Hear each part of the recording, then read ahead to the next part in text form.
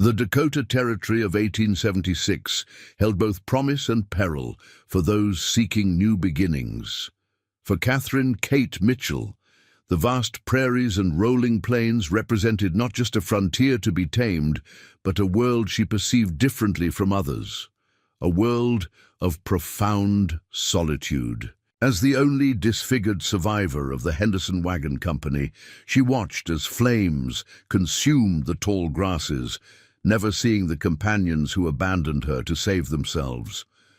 Her story of survival against impossible odds would become intertwined with that of Merca Skywatcher Thompson, a half-Sioux scout whose own path was marked by rejection. Together they would forge an unlikely alliance in a land where trust was as scarce as water in drought season. Before we jump back in, tell us where you're tuning in from. And if this story touches you, make sure you're subscribed, because tomorrow I've saved something extra special for you. The morning sun beat down mercilessly on the Dakota Prairie, transforming the endless sea of grass into a shimmering golden ocean that rippled with each passing breeze.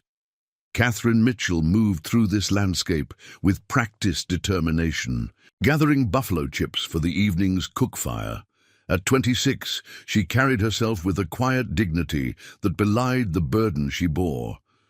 Her auburn hair was pulled back in a practical braid, and her blue-gray eyes missed nothing. But it was the right side of her face that drew inevitable stares, a patchwork of scars that pulled her features into a permanent half-grimace. Born to a prosperous Boston family, Catherine had enjoyed a privileged upbringing until age 17, when a warehouse fire claimed her mother and left Catherine permanently marked.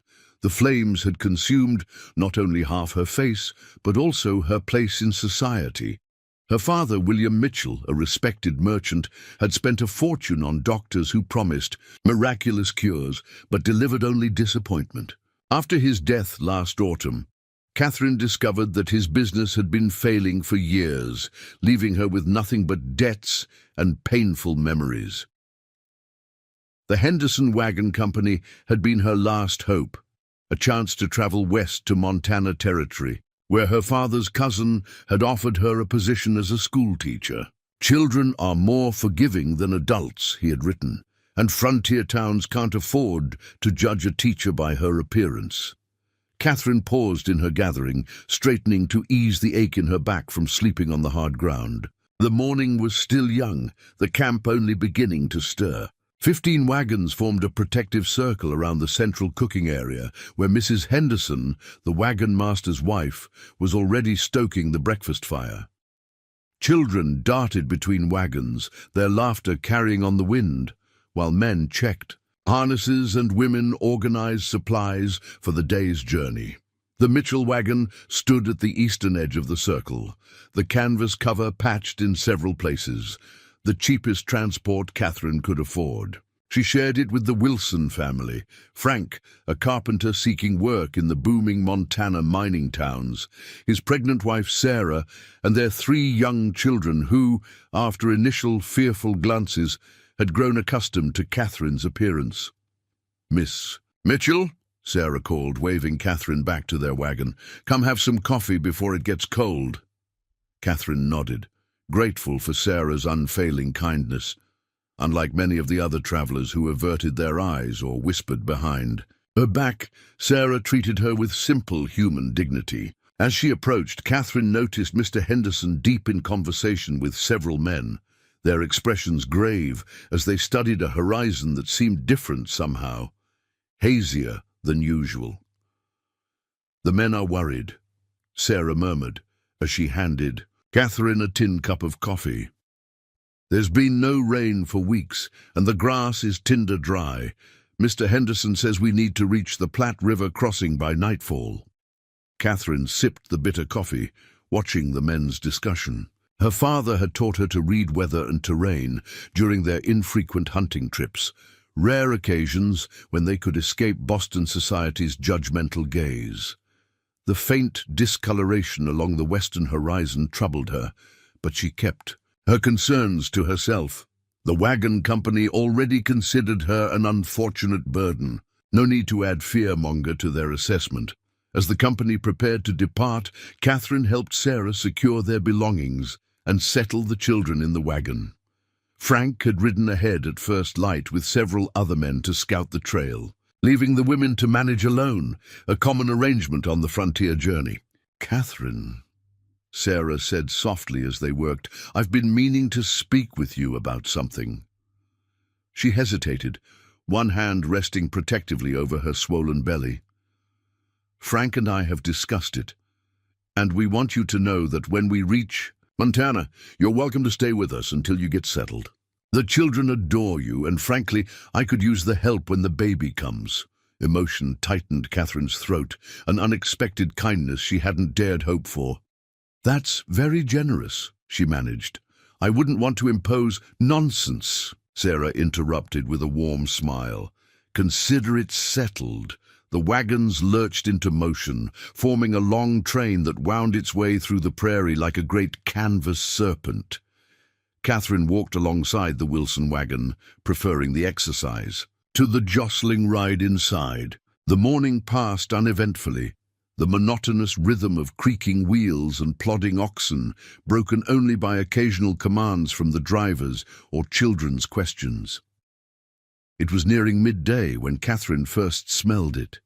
A faint, acrid scent, carried on the strengthening wind.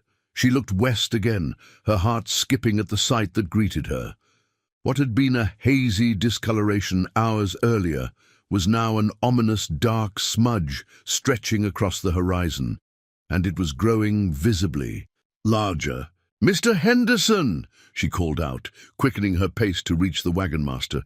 "There's smoke to the west!" Henderson pulled his wagon to a halt, standing on the seat to peer in the direction Catherine indicated. His weathered face paled as he assessed what she had already recognized, a prairie fire, driven by the wind, moving directly toward them. "Sound the horn!" he bellowed to his son. "Circle the wagons, now!" Chaos erupted as the warning spread. Drivers whipped their teams into frantic motion, jockeying for position on the limited flat ground. Catherine ran back to the Wilson wagon, helping Sarah gather the terrified children. "What's happening?" Sarah gasped, clutching her youngest to her chest. "Prairie fire," Catherine explained, keeping her voice steady despite her racing heart. "We need to prepare. Where's your plow blade?" Every experienced wagon train carried implements that could be repurposed for emergencies. A plow blade dragged behind horses could cut a firebreak, a strip of turned earth that might halt the flames' advance.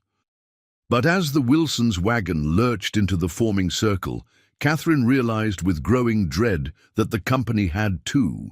Few plows and too little time. Henderson was shouting orders, organizing men to begin a backfire, a controlled burn that would consume the fuel before the main fire arrived. Others were wetting blankets and canvas, preparing to beat out sparks that crossed their makeshift defenses. "The children," Catherine told Sarah firmly, "get them into the center of the circle, wet their clothes if possible." As Sarah herded her frightened family toward relative safety, Catherine grabbed 2 empty water buckets and ran to join the line of people passing water from the barrels to those preparing the defenses. The air had grown noticeably hotter, the smoke thickening with each passing minute. Through the haze, she could see the fire clearly now, a wall of orange and red devouring the prairie grasses at terrifying speed. "It's moving too fast," someone shouted. "The backfire won't catch in time." Henderson made a decision. "Abandon the outer wagons," he commanded. "Save what you can carry and move to the center." The Wilsons' wagon was among those on the perimeter. Catherine sprinted back, finding Sarah struggling to gather essentials while managing her panicked children. "Take them," Catherine urged, lifting the youngest boy into her arms. "I'll grab what I can and follow." Sarah hesitated, clearly torn, but the approaching roar of the fire decided her. With a quick squeeze of Catherine's hand, she gathered her other children and hurried toward the center of the circled wagons. Catherine worked frantically, securing the family's money pouch, important documents, and a small bundle of clothes. The superheated air seared her lungs with each breath, and embers were already falling around her like deadly snow. She had just turned to leave when a burning branch, carried aloft by the fire's convection, crashed through the wagon canvas, igniting the dry wood and supplies inside. The explosion of flame knocked Catherine backward, sending her tumbling down the far side of the wagon, away from the circle's center. Pain lanced through her leg as she landed awkwardly, twisting her ankle. Dazed and half-blinded by smoke, she struggled to her feet, disoriented. "Help!" she called out, but her voice was lost in the fire's deafening roar. Through watering eyes, she saw shadowy figures moving within the wagon circle, but no one looked her way. The fire was upon them now, and survival instinct had taken hold. In that moment of clarity, Catherine understood a terrible truth. In the chaos and panic, with her scarred face making her less recognizable through the smoke, no one would realize she was missing until it was too late. She was on her own, caught between the advancing fire and the steep slope of a ravine she hadn't noticed before. With the wagon company already unreachable through the wall of flame, Catherine made the only choice available, clutching the small bundle of salvaged items. She half ran, half stumbled down the ravine toward the faint promise of a creek bed below. The world around her had transformed into a hellscape of heat, smoke, and terror.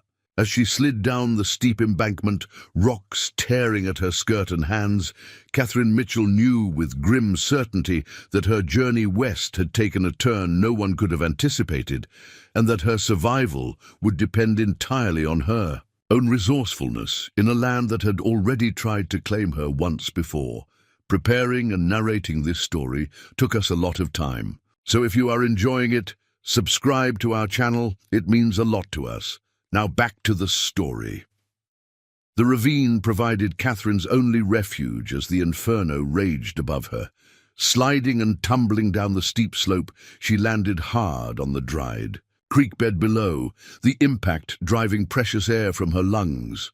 Above her, the sky had vanished behind a rolling canopy of black smoke, punctuated by spiraling embers that drifted down like malevolent fireflies. She pressed her face against the earth, breathing through a dampened section of her skirt. The creek had been dry for weeks, but its bed offered a natural firebreak. For now, the bundle she'd managed to salvage lay beside her. Sarah's family documents, a small pouch of coins, and a woolen shawl, now singed along one edge. The roar above was deafening, a living beast consuming everything in its path. Catherine had witnessed fire's devastating power before, had felt its searing touch upon her own flesh, but nothing had prepared her for this elemental fury. Prairie fires were legends told around campfires, cautionary tales of God's wrath, unleashed upon the plains. Now she was living the nightmare.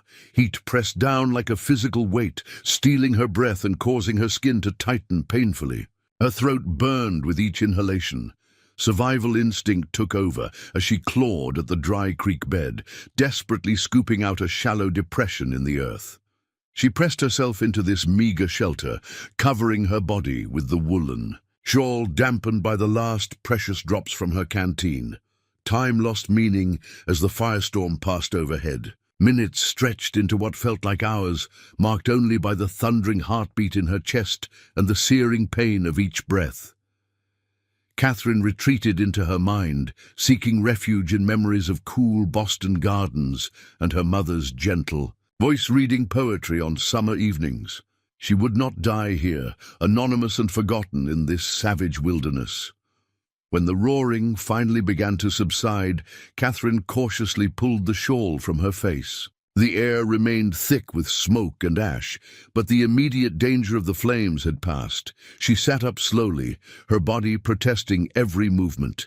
Dehydration and shock had taken their toll, leaving her lightheaded and disoriented. The landscape had been transformed. Where lush prairie grasses had stretched to the horizon, only blackened earth remained, still smouldering in places like the embers of a massive hearth. The ravine had saved her life, but it had also cut her off from the wagon train.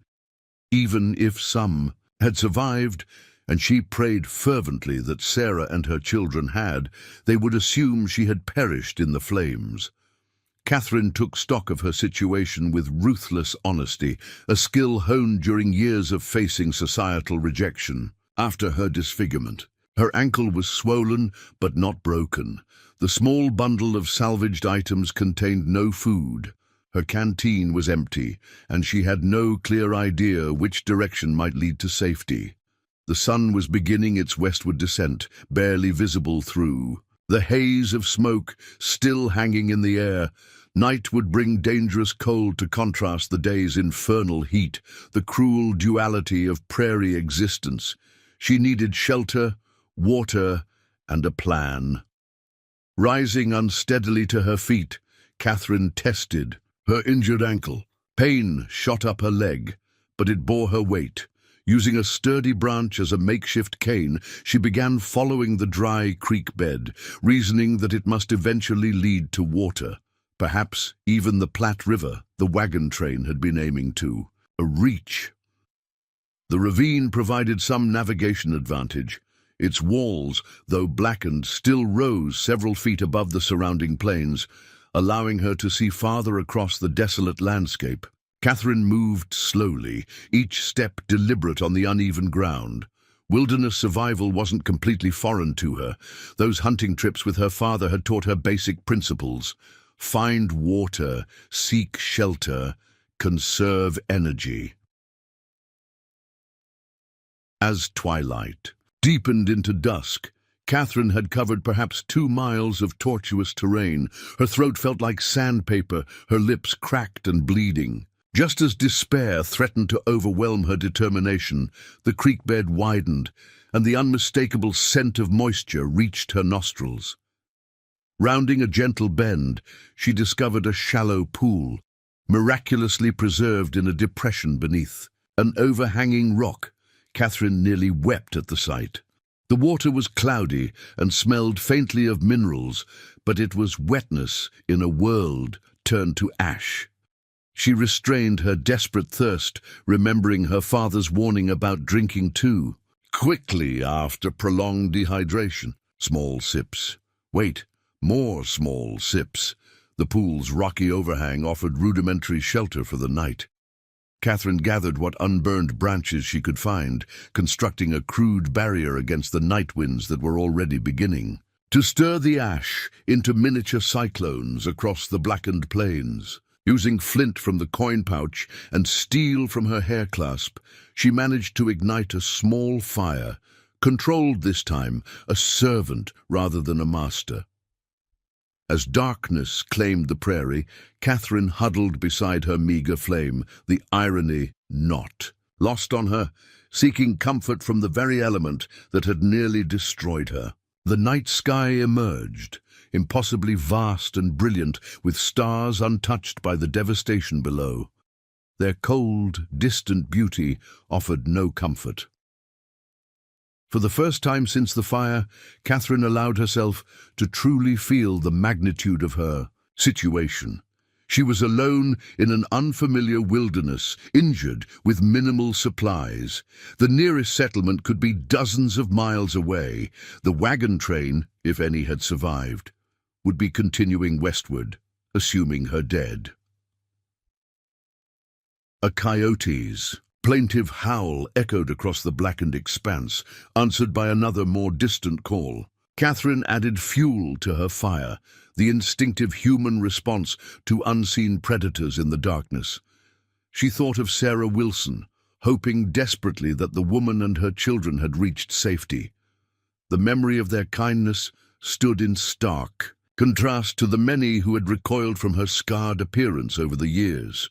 "You're stronger than you know," her father had told her after the Boston fire, when she'd fallen into despondency during her recovery. "Beauty fades for everyone eventually, but character, that's what carries you through life's darkest passages." Catherine touched the ravaged side of her face, feeling the familiar landscape of scar tissue. She had survived fire once before. She would survive again. Morning arrived with cruel brightness, the sun reflecting off ash particles still suspended in the air. Catherine woke stiff and chilled, her fire long extinguished. The small pool had replenished somewhat overnight, allowing her to refill her canteen and wash the worst of the ash from her face and hands. Her ankle had stiffened during the night, the swelling visibly worse.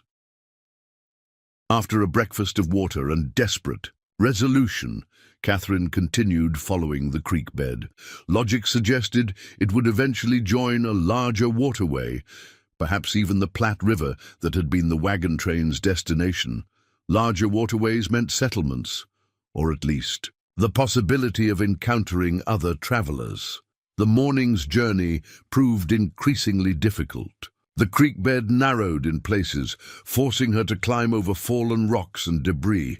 By midday, the smoke haze had cleared enough to provide a better view of her surroundings. Miles of blackened prairie stretched in all directions. A charred, alien landscape. But far to the southeast, a line of green suggested the fire's devastation had limits. Her progress was agonizingly slow. The makeshift cane supported her weight, but each step sent sharp pain through her injured ankle. Twice she stopped to rest, conserving her dwindling water supply with disciplined restraint.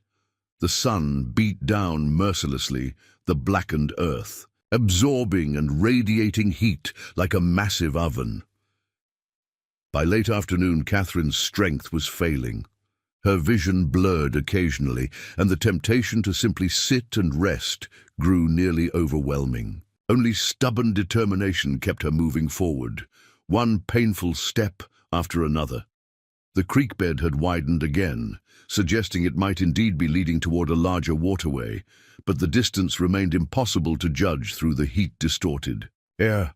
A strange buzzing filled her ears as she stumbled over a protruding rock.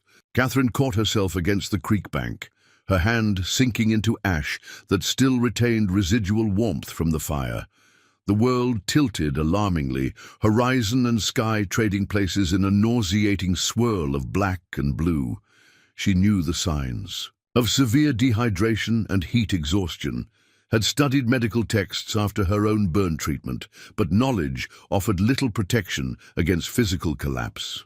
Catherine slid down against the creek bank, no longer able to command her trembling legs.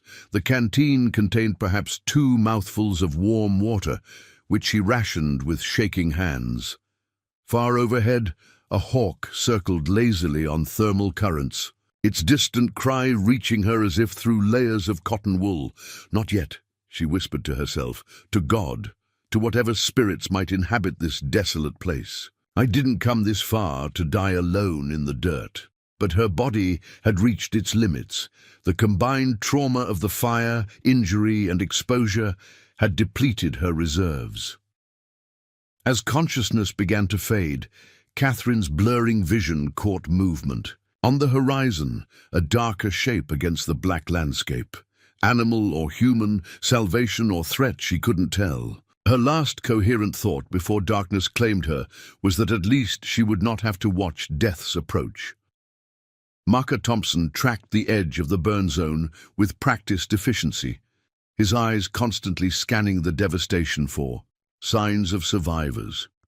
3 days had passed since the massive prairie fire had swept through the territory, and hope was fading for any stragglers from the wagon train reported missing by the handful who'd made it to Fort Laramie.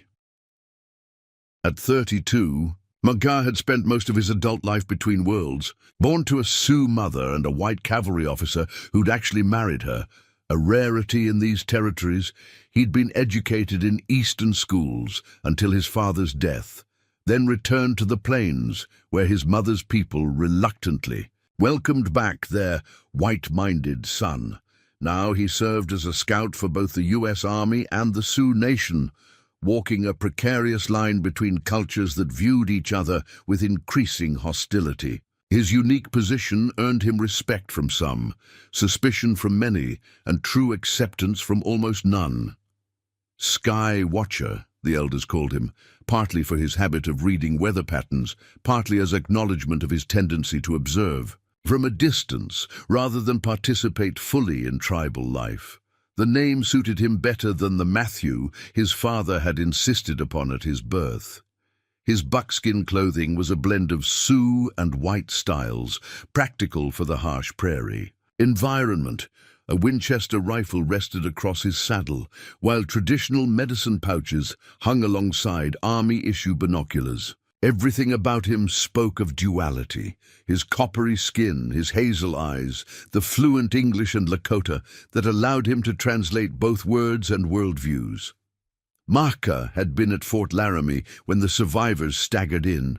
8 people from a company of nearly 40, their faces black with soot, eyes hollow with the horror they'd witnessed. The army commander had immediately dispatched Maka to search for others who might have escaped the inferno.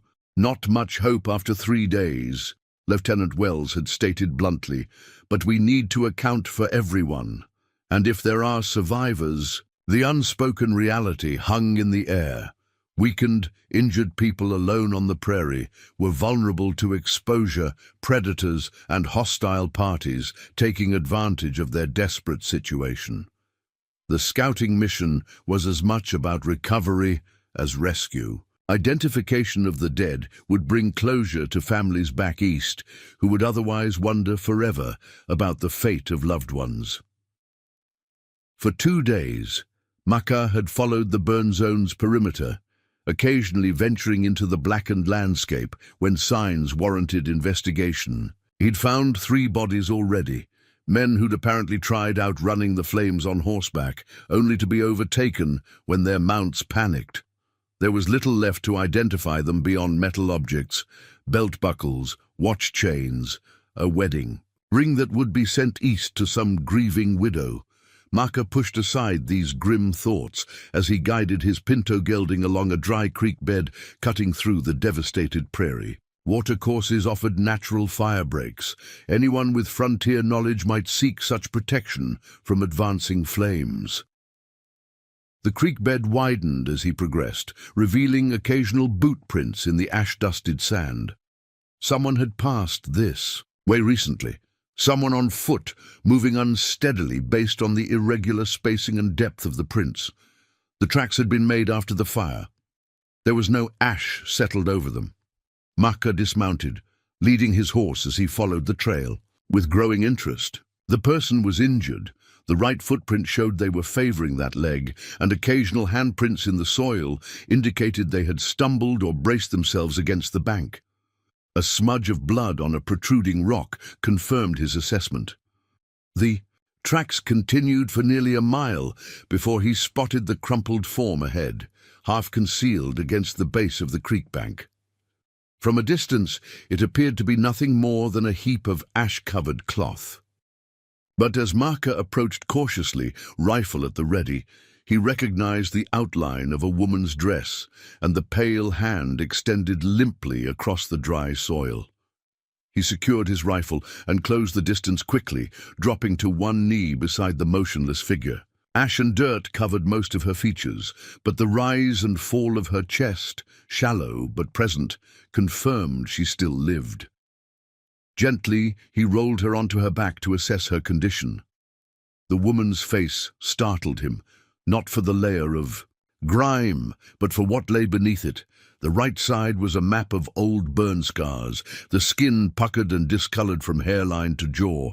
The left side, by contrast, retained the smooth complexion of a woman in her mid-20s, creating a stark division down the center of her face. Maka had seen many injuries in his years as a scout, but these scars were different. Older, long-healed, unrelated to the current disaster. The woman had survived fire before. There was something almost mythic in this realization, like a sign from the spirits his mother's people believed guided all living things. Her pulse was rapid but weak, her skin hot with fever and dangerously dry. Without immediate help, she would not survive another day. Maka retrieved his canteen, supporting her head as he carefully dripped water between her cracked lips. She didn't regain consciousness, but swallowed reflexively, a promising sign. Near her hand lay a small bundle, tied with singed ribbon. Maka examined it briefly, family documents for someone named Wilson, a pouch containing a modest sum in coins, and a silver locket containing the portrait of an older man with kind eyes, her father perhaps. With the efficiency born of necessity, Maka tore strips from his spare shirt to create a compress for her forehead. He bandaged her injured ankle, noting the severe swelling and discoloration that suggested a serious sprain rather than a break. Throughout his ministrations, the woman remained unconscious, occasional soft moans the only indication of life.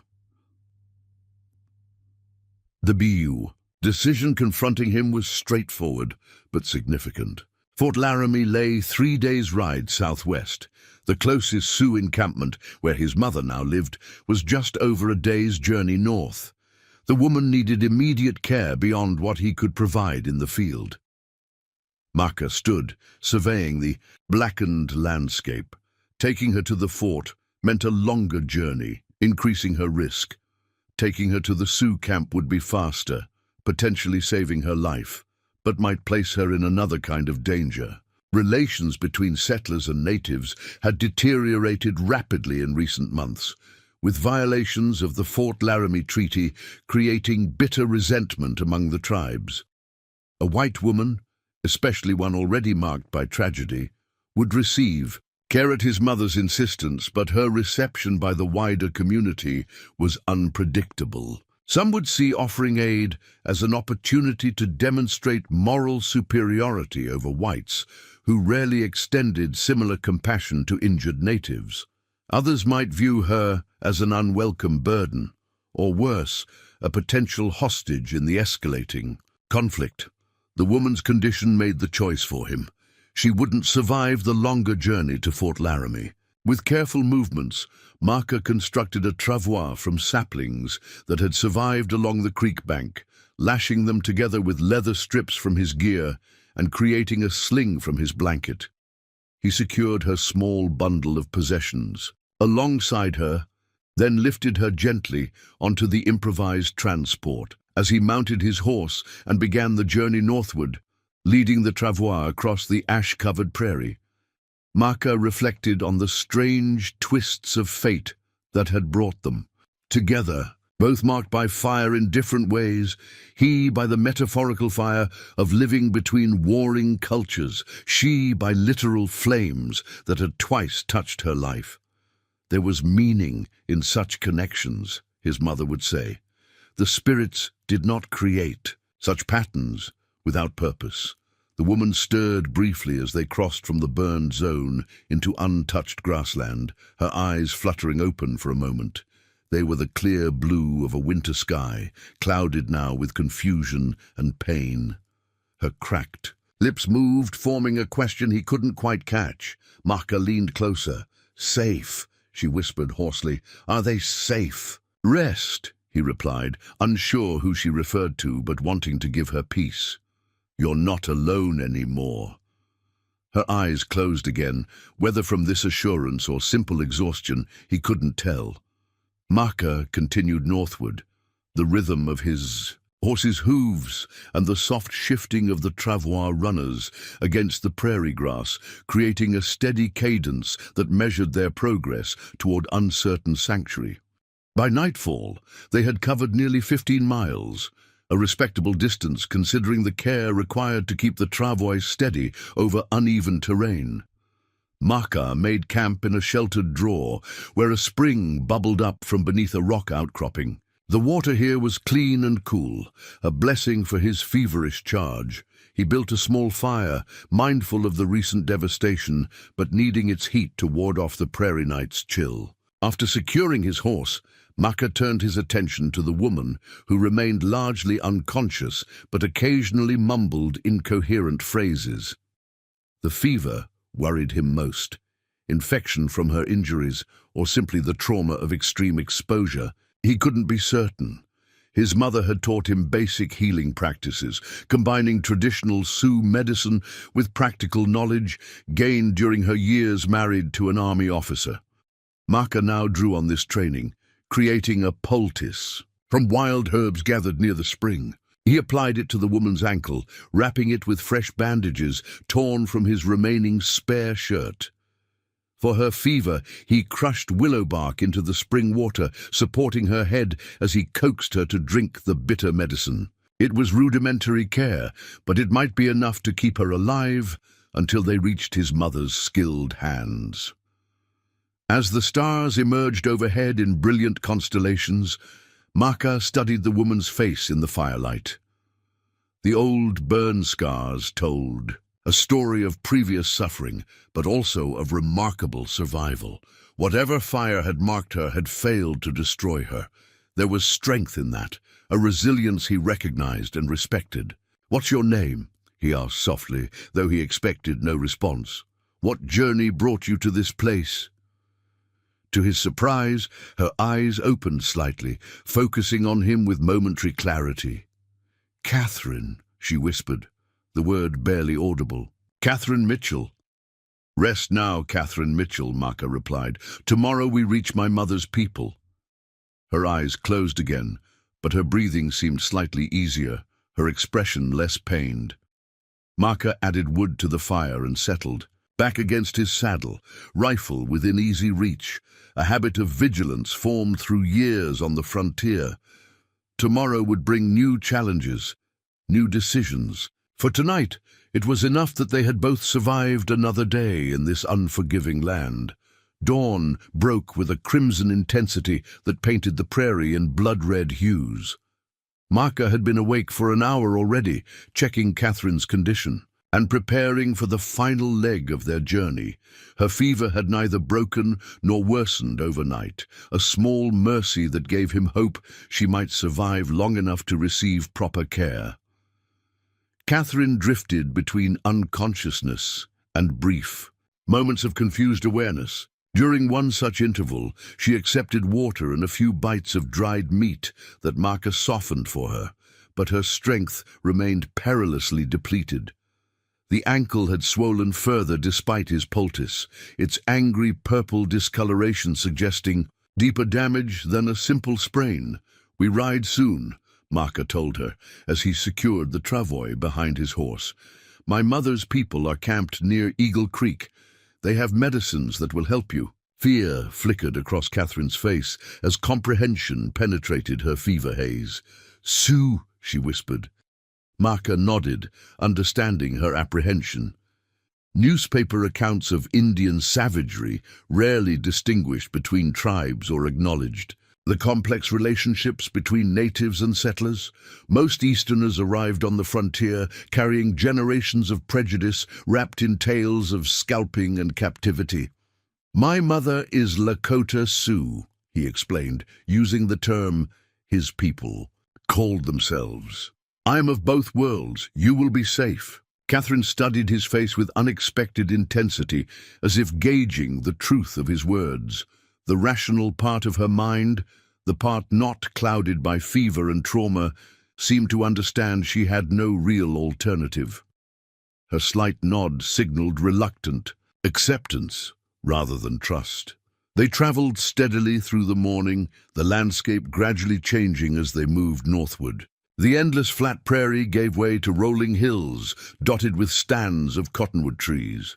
Occasional creeks, still flowing despite the summer heat, cut meandering paths through the grasslands. By midday, Maka spotted the first sign of the Lakota camp, thin columns of smoke rising above a distant ridge where Eagle Creek curved through a sheltered valley. He adjusted their course slightly, approaching from the southeast, where sentries would recognize him easily and not mistake their small party for a threat.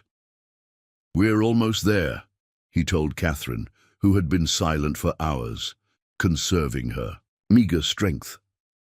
"The camp has nearly 30 lodges this season. My mother is respected as a healer among the people." Whether she heard or understood his words was unclear. Her eyes remained closed, face flushed with fever. Maka pressed forward, with renewed urgency, sensing that her condition was deteriorating. They were spotted a mile from camp. 2 young Lakota warriors appeared on a ridge ahead. mounted on paint ponies, adorned with feathers and leather decorations. They carried rifles, prized possessions that symbolized both status and the evolving nature of warfare on the plains. Recognizing Maka, they raised their hands in greeting rather than alarm. Maka returned the gesture, then called out in Lakota, "I bring an injured woman who needs Water Lily's care."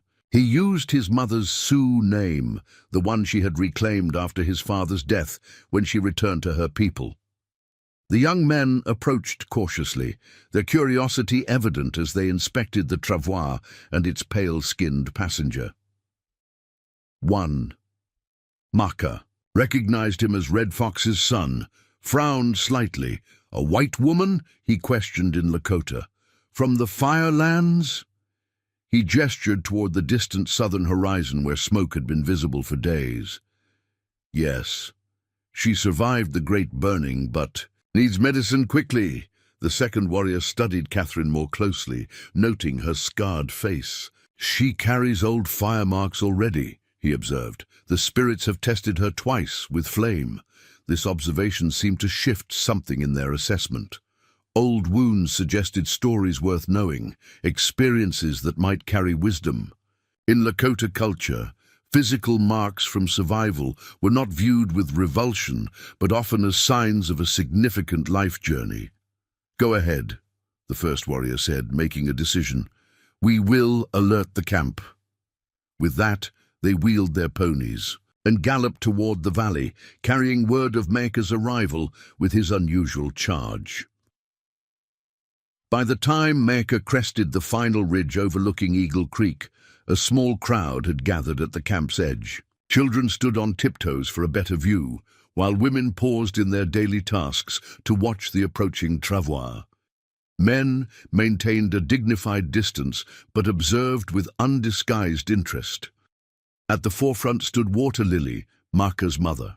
Though in her mid-50s, she carried herself with the straight-back dignity that had first caught the eye of Captain James Thompson 25 years earlier at a frontier treaty signing.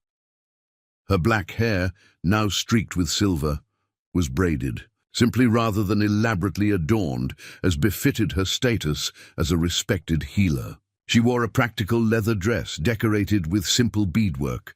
Her hands were too valuable for mundane decorative tasks.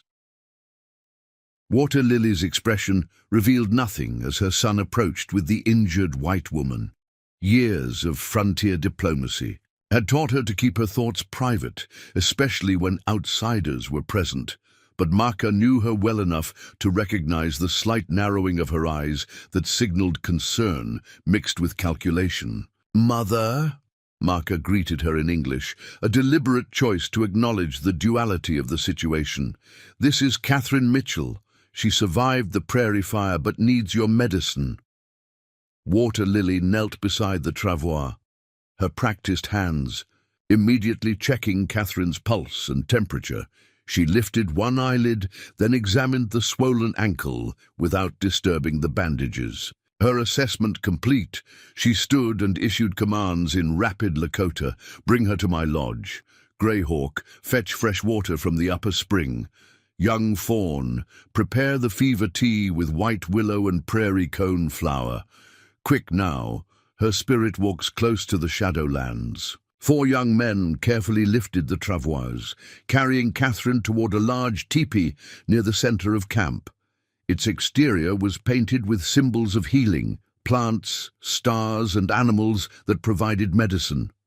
Water Lily followed, already removing pouches of herbs from a parfleche bag at her waist. Maka remained behind, suddenly aware of the scrutiny directed his way by the gathered tribal members. His position as mediator between worlds always grew more complicated when those worlds physically intersected, as they did now in the form of Catherine Mitchell. Standing bare, one of the camp's elder warriors approached with measured steps. His weathered face had witnessed nearly 70 winters, earning him respect from even the most hot-headed young men. "Sky Watcher walks dangerous paths," he observed in Lakota, using Maka's tribal name. "The white soldiers search for their lost people. They will think we have taken this woman if they find her here. I will ride to Fort Laramie tomorrow, Maka replied. I will tell them one survivor was found and is receiving care. Standing Bear's expression remained skeptical. These days, white men look for reasons to break the treaty. A woman with fire-marked face may become such a reason. The concern was valid. Relations had grown increasingly strained as gold-seeking. Parties repeatedly violated Sioux territory despite treaty agreements. The Army's half-hearted efforts to prevent these incursions had created deep resentment among tribal leaders. Hosting an injured white woman, even with benevolent intentions, could become politically complicated. She would have died had I taken her directly to the fort, Maka explained. Once she can travel, I will ensure her safe return. Their conversation was interrupted by Swift Deer, a young warrior who had recently earned his name in a daring buffalo hunt. Unlike the more cautious elders, he made no attempt to hide his displeasure. Why should we heal those who burn our hunting grounds? He demanded, loud enough for others to hear. Their iron horse spits fire that kills the grass. Their hunters slaughter buffalo and leave the meat to rot. Now their carelessness brings the great fire that drives game from our territory. Murmurs of agreement rose from several younger men. Tensions that had been simmering for months found focus in Catherine's presence, an easy target for accumulated grievances. Maka met Swift Deer's challenging gaze steadily. The woman did not bring the fire. She nearly died in it, like many of her own people. Would you judge her for the actions of all whites, as they judge us for the actions of other tribes? This logic gave Swift Deer pause, though his expression remained defiant. Before he could formulate a response, a commanding female voice cut through the growing tension. My son speaks wisdom. Water Lily had emerged from her lodge, hands still glistening with herbal remedies. The woman fights bravely against the spirit of fever. Such courage deserves respect, regardless of skin color. Her status as healer gave her words special weight. In Lakota culture, those who walked with healing spirits occupied a unique position. Their judgment in matters of life and death carried authority that transcended ordinary tribal politics. I have placed medicine on her burns and bound her damaged ankle, Water Lily continued, but the journey through fire has seared more than her flesh. Her spirit wanders between worlds. Tonight we will hold a healing ceremony. This announcement shifted the mood subtly. Ceremonies were communal activities that reinforced tribal bonds. Including Catherine in such a ritual wasn't merely medical treatment, but a gesture of temporary inclusion. Not as an equal, but as someone under the tribe's protection. Standing Bear nodded slowly, acceptance, if not enthusiasm, in his posture.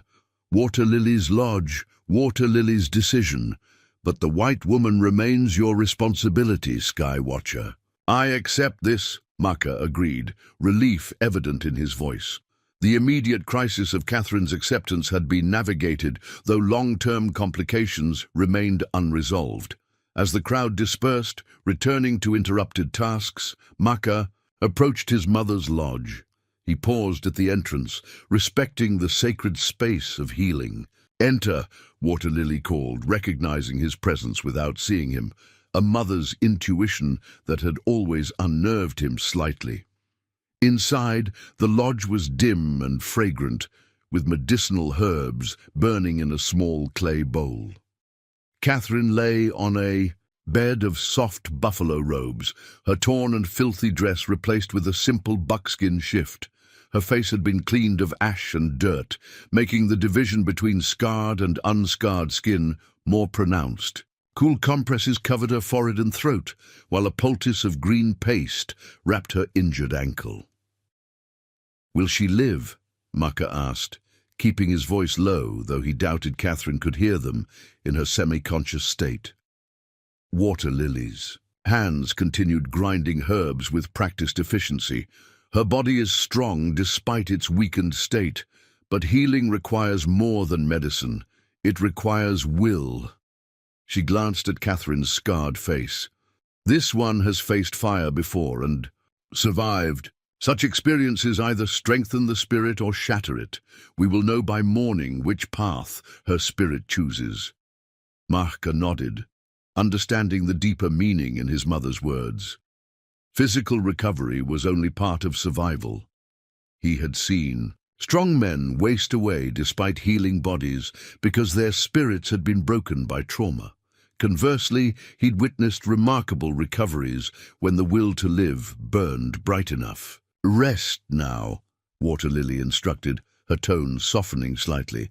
"You have ridden far and carried much responsibility. Tonight's ceremony will require your strength as her bridge between worlds." As Mahka turned to leave, Catherine's eyes flickered open, clarity momentarily replacing fever haze. Her gaze fixed on him with unexpected lucidity. "Thank you," she whispered, the words barely audible, "for not leaving me behind." The simple statement carried weight beyond its brevity, acknowledgement of the abandonment she had suffered, and gratitude for his contrary choice. Before Mahka could respond, her eyes closed again, exhaustion reclaiming her.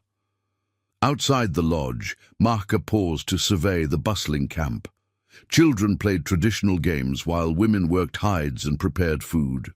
Men gathered in small groups, discussing hunting plans and tribal matters. Normal life continued, despite the unusual presence in their midst. Yet beneath this ordinary surface, Mahka sensed subtle currents of tension. Catherine Mitchell's arrival had disturbed more than just daily routines. It had raised uncomfortable questions about obligations, boundaries, and the possibility of connection across cultural divides that grew wider with each broken treaty and misunderstanding. As the sun began its westward descent, casting long shadows across the valley, Mahka found himself wondering what dawn would bring, both for the injured woman fighting for her life and for those whose decision to help her carried unforeseen consequences in these increasingly troubled times. The healing ceremony began at sunset. Catherine, drifting between consciousness and fever dreams, was only vaguely aware of the shifting shadows and murmured voices that surrounded her. Water Lily's lodge had been transformed. Buffalo hides covered the floor, aromatic cedar branches burned in the central fire pit, and various healing objects formed a circle around Catherine's resting place. Water Lily sat cross-legged at her patient's head, her silver-streaked hair unbound for the ceremony. She wore a special dress adorned with porcupine quills and elk teeth that signified her status as a medicine woman. Around her neck hung a leather pouch containing sacred objects passed down through generations of healers. 6 other participants completed the circle, Mahka standing bare, 2 elderly women known for their healing songs, and 2 younger women who would assist with the practical aspects of the healing ritual. Each had purified themselves in the sweat lodge before entering, and each brought a specific energy to the ceremonial space. "The woman walks between worlds," Water Lily began, speaking in Lakota. "Fire has marked her twice, once long ago, leaving its sign upon her face, and now again, testing her spirit on the burned prairie. Tonight we call her spirit back fully to this world." She began a low chanting, a melody so ancient its origins had been forgotten.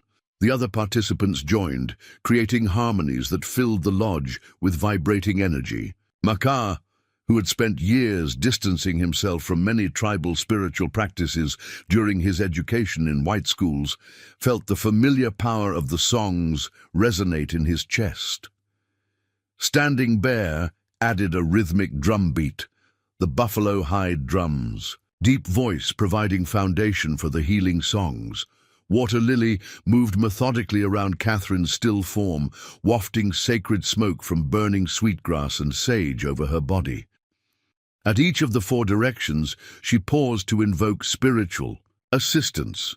From the east, bring wisdom to heal her mind. From the south, bring warmth to strengthen her body. From the west, bring reflection to calm her spirit. From the north, bring endurance to restore her will. Catherine stirred slightly as the ceremony progressed, her breathing becoming more regular. When Water Lily placed healing hands on her forehead, a soft sigh escaped her lips, the first sound she had made in hours. The ceremony continued past midnight, moving through traditional stages of summoning, cleansing, strengthening, and protecting. Mika remained focused throughout, occasionally translating specific prayers when Water Lily indicated he should. Though Catherine couldn't understand the words, the intention behind them, the genuine desire for healing, transcended language. Barriers. Near the ceremony's conclusion, Catherine's eyes opened. Clear and aware for the first time since Maka had found her, she gazed up at the lodge's smoke hole where stars were visible in the night sky. A single tear tracked down her scarred cheek. Water Lily noted this sign with satisfaction.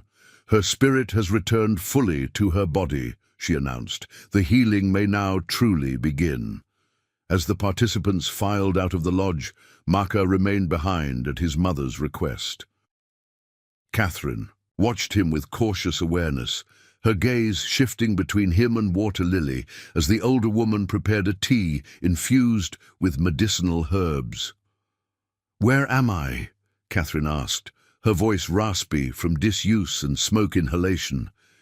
"You're in my mother's lodge," Maka answered, "among the Lakota people near Eagle Creek. You've been very ill with fever for 2 days." "The fire," she began, fragments of memory surfacing. "Is long past," he assured her. "You're safe now." Water Lily approached with the herbal tea, gesturing for Maka to help Catherine sit up enough to drink. As he supported her shoulders, Maka noted that her fever had indeed broken. Her skin no longer burned with unnatural heat. "Drink," Water Lily instructed, speaking English with the slight accent that remained, despite her years married to a white man. "It will strengthen your blood." Catherine hesitated only briefly before accepting the offered cup. The bitter liquid made her wince, but she drank it dutifully under Water Lily's watchful gaze. "Thank you," she said when finished, addressing both mother and son. "I remember pieces. You found me." This to Maka. "And you healed me." To Water Lily. The older woman nodded simply, accepting the gratitude without embellishment. "Rest now. Morning brings more medicine." With that practical statement, she collected her ceremonial items and retreated to the lodge's side chamber, leaving Maka briefly alone with their patient. "The wagon train?" Catherine asked, eyes suddenly anxious. "The Wilsons? Did anyone else survive?" Maka chose his words carefully. 8 people reached Fort Laramie. I don't know their names. When you're stronger, I'll ride to the fort and inquire about these Wilsons." Relief and sorrow mingled in her expression. 8 out of nearly 40.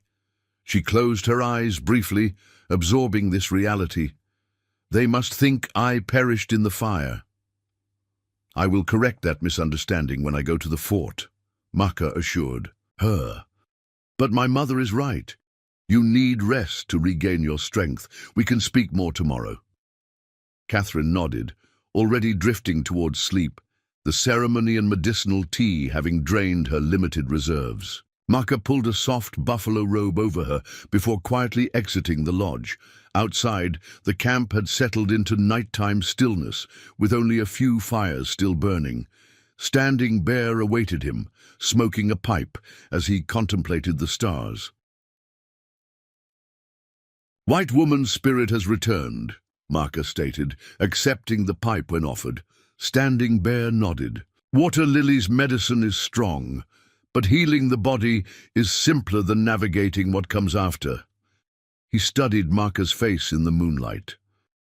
"The young men talk of war parties forming to the north.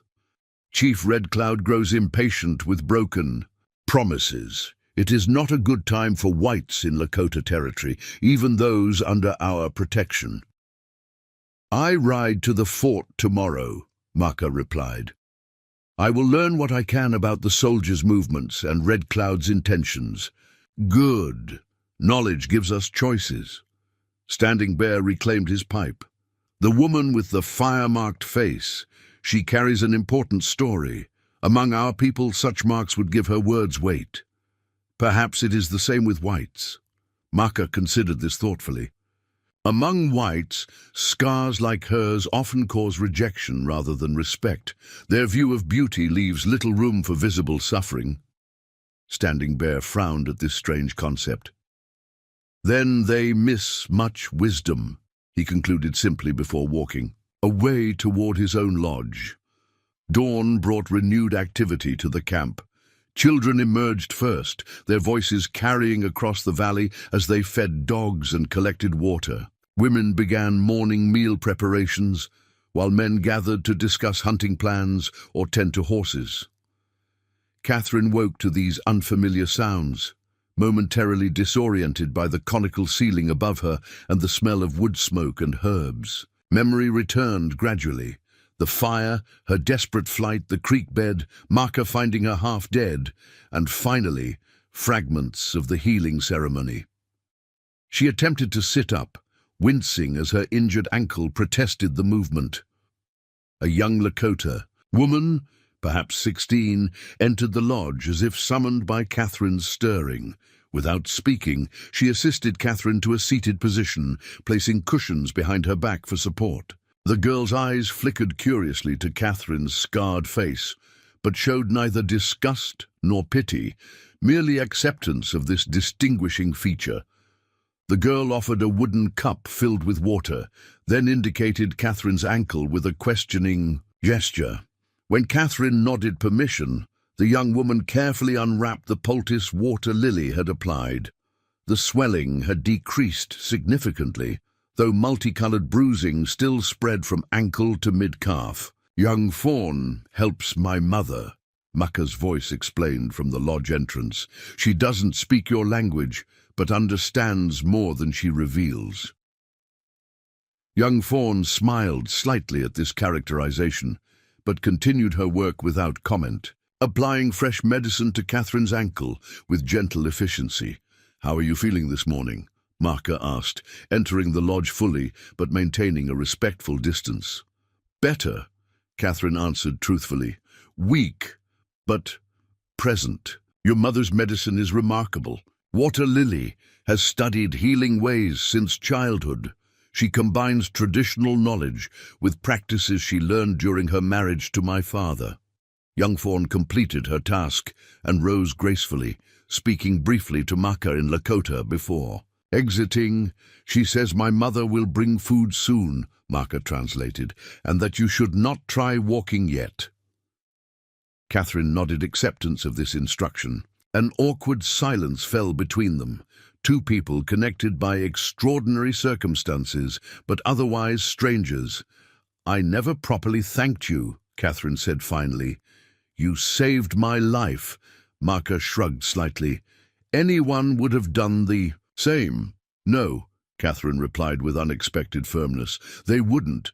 The wagon train left me behind when the fire came. They had a choice, and they chose their own survival over helping someone they considered different." Her hand unconsciously touched the scarred side of her face. Maka considered her words carefully. "Fear makes people act in ways they might later regret. A prairie fire leaves little time for conscience." "You're generous to excuse them," Catherine observed, "more generous than I feel capable of being at the moment."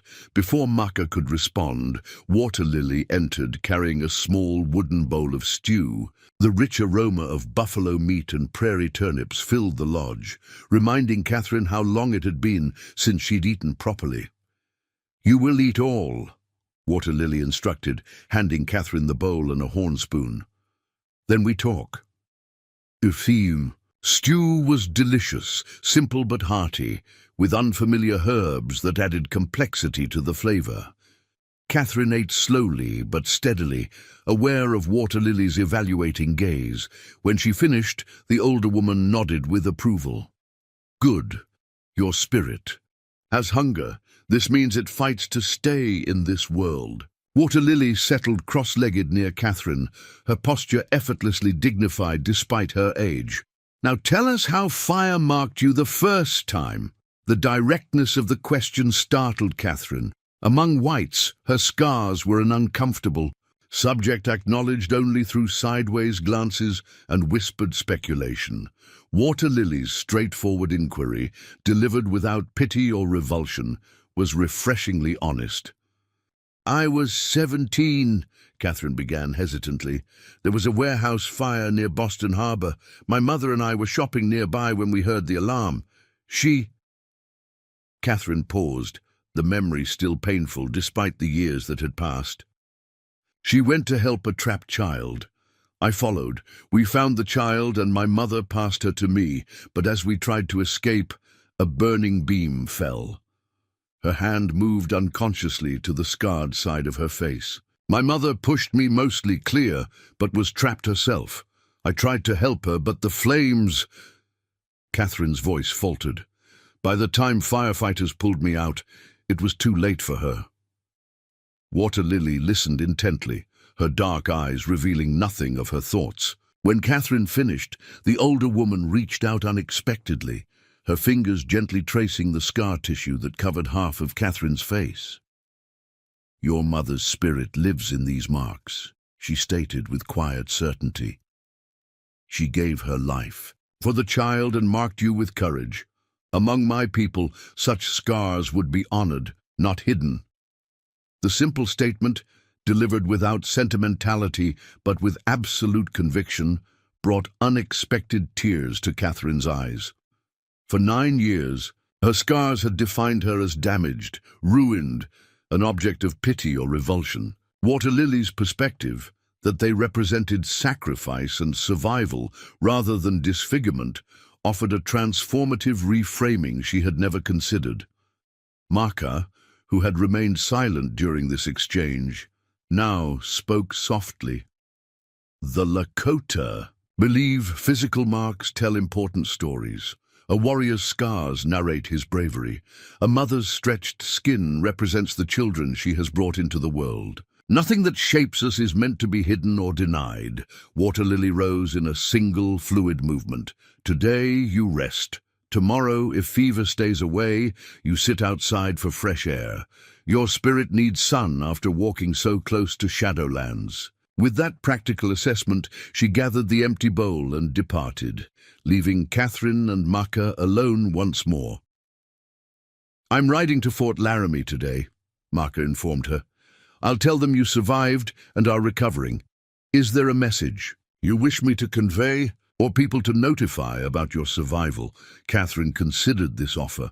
If any of the Wilsons survived, Sarah or Frank Wilson and their children, please tell them I'm alive. They were kind to me when others weren't. She hesitated before adding, "But I have no family remaining to notify.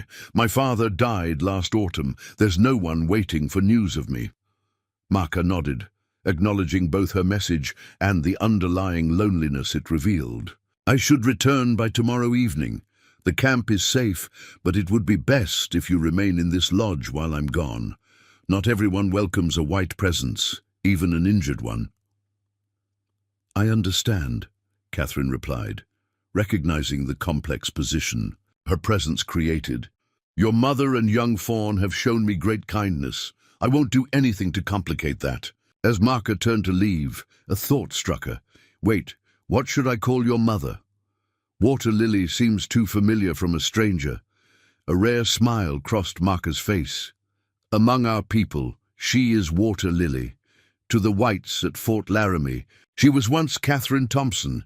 She reclaimed her Lakota name when she returned to her people. Call her what feels right when the moment comes." With that ambiguous guidance, he departed, leaving Catherine to contemplate the strange twists of fate that had brought her, an outcast among her own kind, into the care of people who viewed her defining characteristic not as a flaw, but as a mark of significance.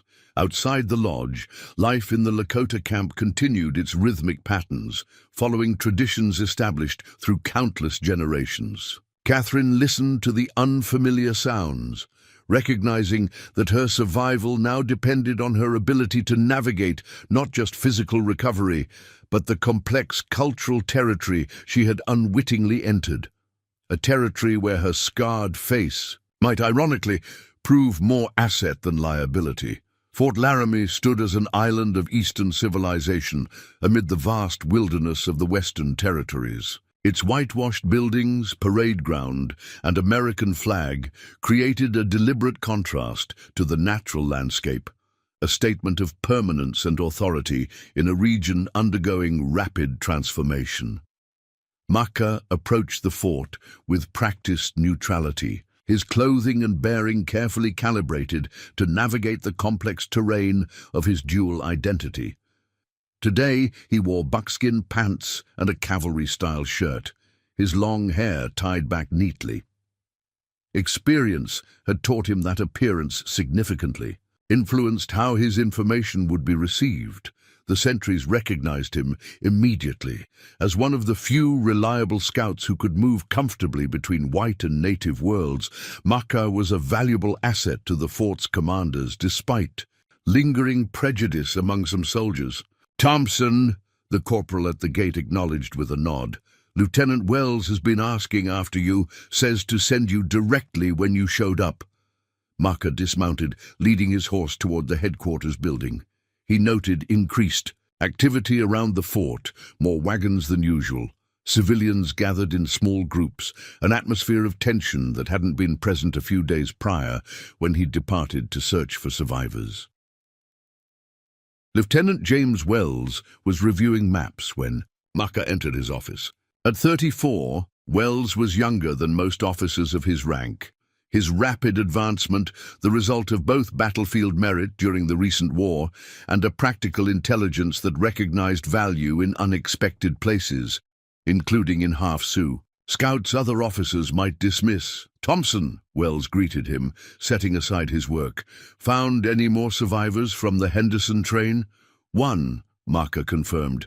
"A woman named Catherine Mitchell. Badly injured, but alive." Wells frowned, consulting a document on his desk. "Mitchell, not on our survivor list. Where is she now?" Here came the delicate part of the conversation. "Recovering at my mother's lodge. She was too weak to transport directly to the fort.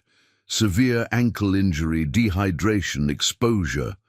The lieutenant's expression shifted, professional concern mixing with political calculation. "At the Lakota camp, that complicates matters. She's receiving good care," Maka stated simply.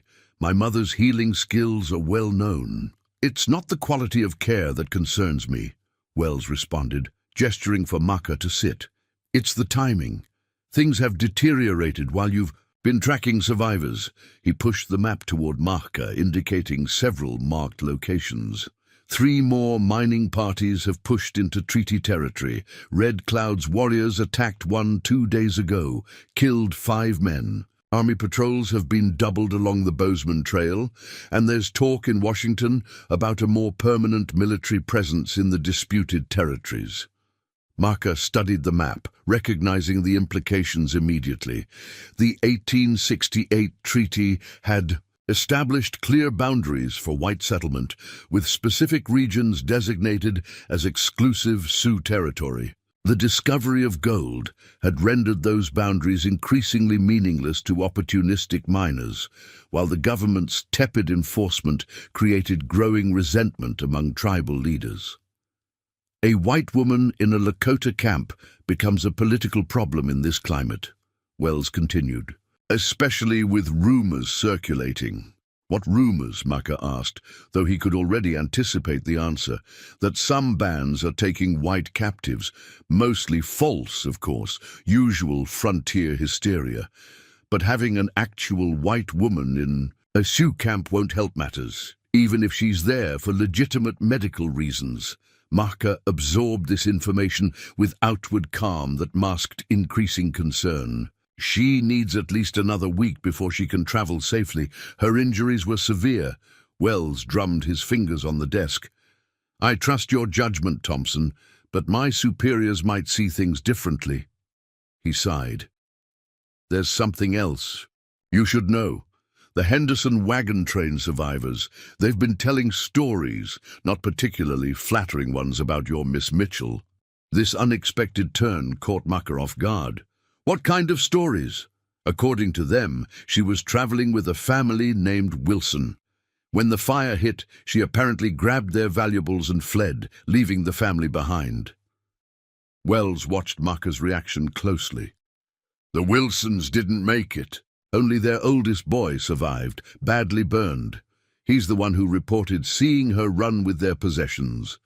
The account contradicted Catherine's experience entirely. She had mentioned saving the Wilson family's documents, but in her telling, it was the family who had left first, abandoning her when the fire threatened their wagon. The boy is traumatized and grieving, Wells continued, might be misremembering in his confusion, but it's created a certain sentiment among the survivors. They're not exactly mourning her presumed death. Maka felt a rush of protective instinct, surprising in its intensity. She was nearly dead when I found her, half-starved, severely dehydrated, her ankle badly damaged. Does that sound like someone who abandoned others to save herself? Wells held up a placating hand. I'm just telling you what's being said. People need someone to blame when tragedy strikes. The scarred woman who kept to herself makes an easy target. She bears old burn scars, Maka acknowledged. Her face was injured in a previous fire where she lost her mother, which makes the story more complicated, not less. Wells rose, moving to the window that overlooked the fort's bustling yard. You need to bring her in as soon as she's well enough to travel, Thompson, for her safety as much as anything. If tensions keep escalating with Red Cloud's bands, her position becomes increasingly precarious. Maka recognized the truth in this assessment, even as he bristled at its implications. I gave my word she would receive proper care before being moved, and she will, Wells assured him, but no longer than necessary. The army's strained enough managing legitimate grievances without adding a potential captivity narrative to inflame public opinion back east. Their discussion was interrupted by a commotion outside. Through the window, Maka saw a wagon pull into the fort's central yard, a civilian vehicle with military escort. Several figures descended, including a boy with bandaged arms and face whom Maka assumed must be the Wilson child. That's them now, Wells confirmed. The survivors coming for their daily medical check. I should warn you, Thompson, they've been asking questions about whether more bodies were found, about the Sioux camps in the region. If they learn you've taken a survivor to a native camp instead of bringing her here, he left the implication hanging. Frontier justice could be swift and indiscriminate, especially when filtered through grief and cultural prejudice. I understand, Maka said, rising. I came to inquire about supply availability as well, medicine, food provisions. Wells nodded, opening a drawer to retrieve a requisition form. Write down what you need. I'll authorize it within reason. But remember what? I said 1 week, no more. After that, she comes to the fort, or I'll have to send an official party to retrieve her. As Maka completed the requisition, his mind worked through alternatives. Catherine's recovery might take longer than the lieutenant's timeline allowed, but arguing would only raise suspicions. Better to accept the terms officially while preparing contingency plans privately. With the supply list completed and approved, Maka prepared to depart before the Henderson survivors could notice his presence. As he crossed the parade ground toward the quartermaster's office, however, a voice called out behind him, "Mr. Thompson." "A moment, please." Maka turned to find a middle-aged man with a clergyman's collar approaching, Reverend Isaiah Harmon, who served as both chaplain to the fort and missionary to local tribes. His lean face and earnest expression projected sincerity, though Maka had always found the man's certainty about spiritual matters somewhat grating. "Reverend," Maka acknowledged with a nod. "I've just heard you found another survivor," Harmon said without preamble. "A woman being cared for by your mother's people. Is this true?" News traveled quickly within the fort's confined community. Yes, she was badly injured and couldn't be transported directly here. The missionary's eyes lit with purpose. This is providence. I've been praying for an opportunity to establish better relations with the Lakota bands in that region. Perhaps I could accompany you back, offer spiritual comfort to the woman while building connections with the tribe. The suggestion set alarm bells ringing in Maka's mind. Harmon's well-intentioned but culturally insensitive proselytizing had created tension on previous occasions. The last thing Catherine's delicate situation needed was a missionary determined to save both her and her Lakota hosts. "I appreciate your concern, Reverend," Maka replied carefully, "but the camp is wary of visitors currently. With tensions rising along the Bozeman Trail, this isn't the ideal moment for new missionary efforts." Disappointment crossed Harmon's face, followed by a stubborn resolve Maka recognized from previous encounters. All the more reason why Christian charity must be demonstrated in these troubled times. The woman must be terrified, alone among strangers whose language and customs are foreign to her. Spiritual guidance could bring tremendous comfort. Before Maka could formulate a diplomatic refusal, a sharp voice interrupted their conversation. "Is it true? You found one of them alive?" A boy of perhaps 12 stood several paces away, his arms and half his face wrapped in bandages. Despite his injuries, his stance projected anger rather than weakness.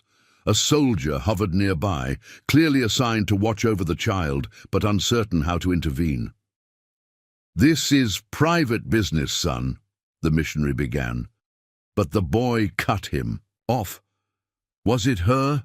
The woman with the burned face? Miss Mitchell?" Maka recognized the Wilson boy instantly. The child's hostile tone confirmed the lieutenant's warning about sentiment among the survivors. "You should be resting, not wandering." "The fort," Maka responded, deliberately avoiding the direct question. "She took our money pouch," the boy insisted, his uninjured eye blazing with accusation. "When the fire came, she grabbed it and ran, left us behind. My parents and sisters burned because of her." The raw grief behind the accusation was genuine, though Maka suspected the narrative had been shaped by adult interpretations and the boy's traumatized experience. Before he could respond, the soldier stepped forward, placing a gentle but firm hand on the child's shoulder. "Come along, Thomas. Dr. Harrison is waiting to change your bandages. You can talk to Mr. Thompson another time." As the soldier led the reluctant boy away, Reverend Harmon turned to Maka with renewed determination. "You see, this situation requires delicate handling. A Christian presence could help the woman face these accusations with proper spiritual preparation. What she needs is time to heal physically before confronting such matters," Maka countered. "I'll convey your offer of assistance when appropriate." Recognizing he would get no further, the missionary reluctantly conceded, though his parting words carried an unmistakable warning. "Please remember that delay can sometimes compound difficulties, Mr. Thompson. I pray you're making the right choice for all concerned." After collecting the authorized supplies, Maka departed Fort Laramie with significantly more concerns than he'd arrived with. The political landscape had shifted dangerously during his absence, transforming Catherine's presence in the Lakota camp from a straightforward medical necessity into a potentially explosive situation. As he rode northward toward Eagle Creek, Maka weighed his options. Lieutenant Wells had granted a week, barely enough time for Catherine's physical recovery, let alone preparation for the accusations awaiting her. Standing Bear's warnings about increasing tensions along tribal borders now carried additional weight, placing Catherine at the intersection of multiple conflicts. Most troubling was the Wilson boy's accusation. Maka had seen nothing among Catherine's meager possessions to suggest theft, and her own account of abandonment had the ring of truth. But frontier justice rarely concerned itself with nuanced evidence, especially when natives were involved in sheltering an accused party. The afternoon sun cast long shadows across the prairie, as Maka pushed his horse to maintain a steady pace. In the distance, dark clouds gathered along the western horizon, a summer thunderstorm brewing over the mountains. The approaching turbulence seemed an apt metaphor for the situation he was riding toward. Catherine Mitchell had survived 2 encounters, with fire only to find herself caught in an equally dangerous conflagration of cultural tensions, frontier prejudices, and personal accusations. Getting her safely through this new threat would require more than medical skill. It would demand careful navigation of complex human currents increasingly prone to violence. As lightning flickered distant warning across the darkening sky, Maka considered what awaited at Eagle Creek, a woman healing under his mother's care, a tribe increasingly concerned about white encroachment, and a timeline that left little room for error. The coming days would test not only Catherine's resilience, but his own ability to bridge the widening gap between the worlds he straddled. The day after Maka's departure for Fort Laramie, Catherine's recovery progressed enough that Water Lily deemed her ready to sit outside the lodge. Young Fawn arrived mid-morning with a walking stick carved from ash wood, its handle polished smooth from years of use. "Water Lily says you walk small distance today," the girl explained in halting English, surprising Catherine, who hadn't realized. She spoke any at all. "Good for healing, not stay inside too much." With Young Fawn's support, Catherine managed to stand and take her first tentative steps in days. Her ankle throbbed, but bore her weight when assisted by the walking stick. Moving carefully, she emerged from the lodge into bright sunshine that momentarily blinded her after days in the dim interior. As her vision adjusted, Catherine took in the full scope of the Lakota camp for the first time. 30 conical teepees, arranged in a rough circle around a central gathering space, each painted with symbolic designs that Catherine now recognized held spiritual significance. Women worked at various tasks, scraping hides stretched on wooden frames, weaving baskets from reeds gathered at the creek's edge, stirring cooking pots suspended over carefully tended fires. Children played games with hoops and sticks, their laughter carrying across the camp. Several old men sat in a circle, passing a ceremonial pipe as they discussed matters Catherine couldn't comprehend. Young Fawn guided her to a sitting place on a buffalo robe, spread beneath a cottonwood tree near Water Lily's lodge.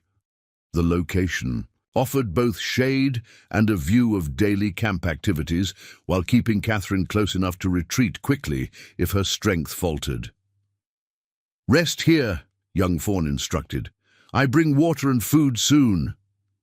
Left alone, Catherine felt suddenly conspicuous. Though she attempted to observe discreetly, she was aware of being equally observed. Children paused in their games to stare openly at the pale woman with the scarred face. Women glanced her way while continuing their tasks, their expressions revealing varying degrees of curiosity, indifference, or wariness. An elderly woman approached, her face deeply lined from decades of prairie sun and weather. Without speaking, she settled on the buffalo robe beside Catherine, arranging her worn buckskin dress with dignified movements. For several minutes, she simply sat in companionable silence, watching the camp's activities alongside Catherine. "I am Singing Bird," she finally said in surprisingly clear English. "Water Lily's aunt. I learned English from missionaries long ago." She studied Catherine's face with the direct gaze characteristic of the Lakota.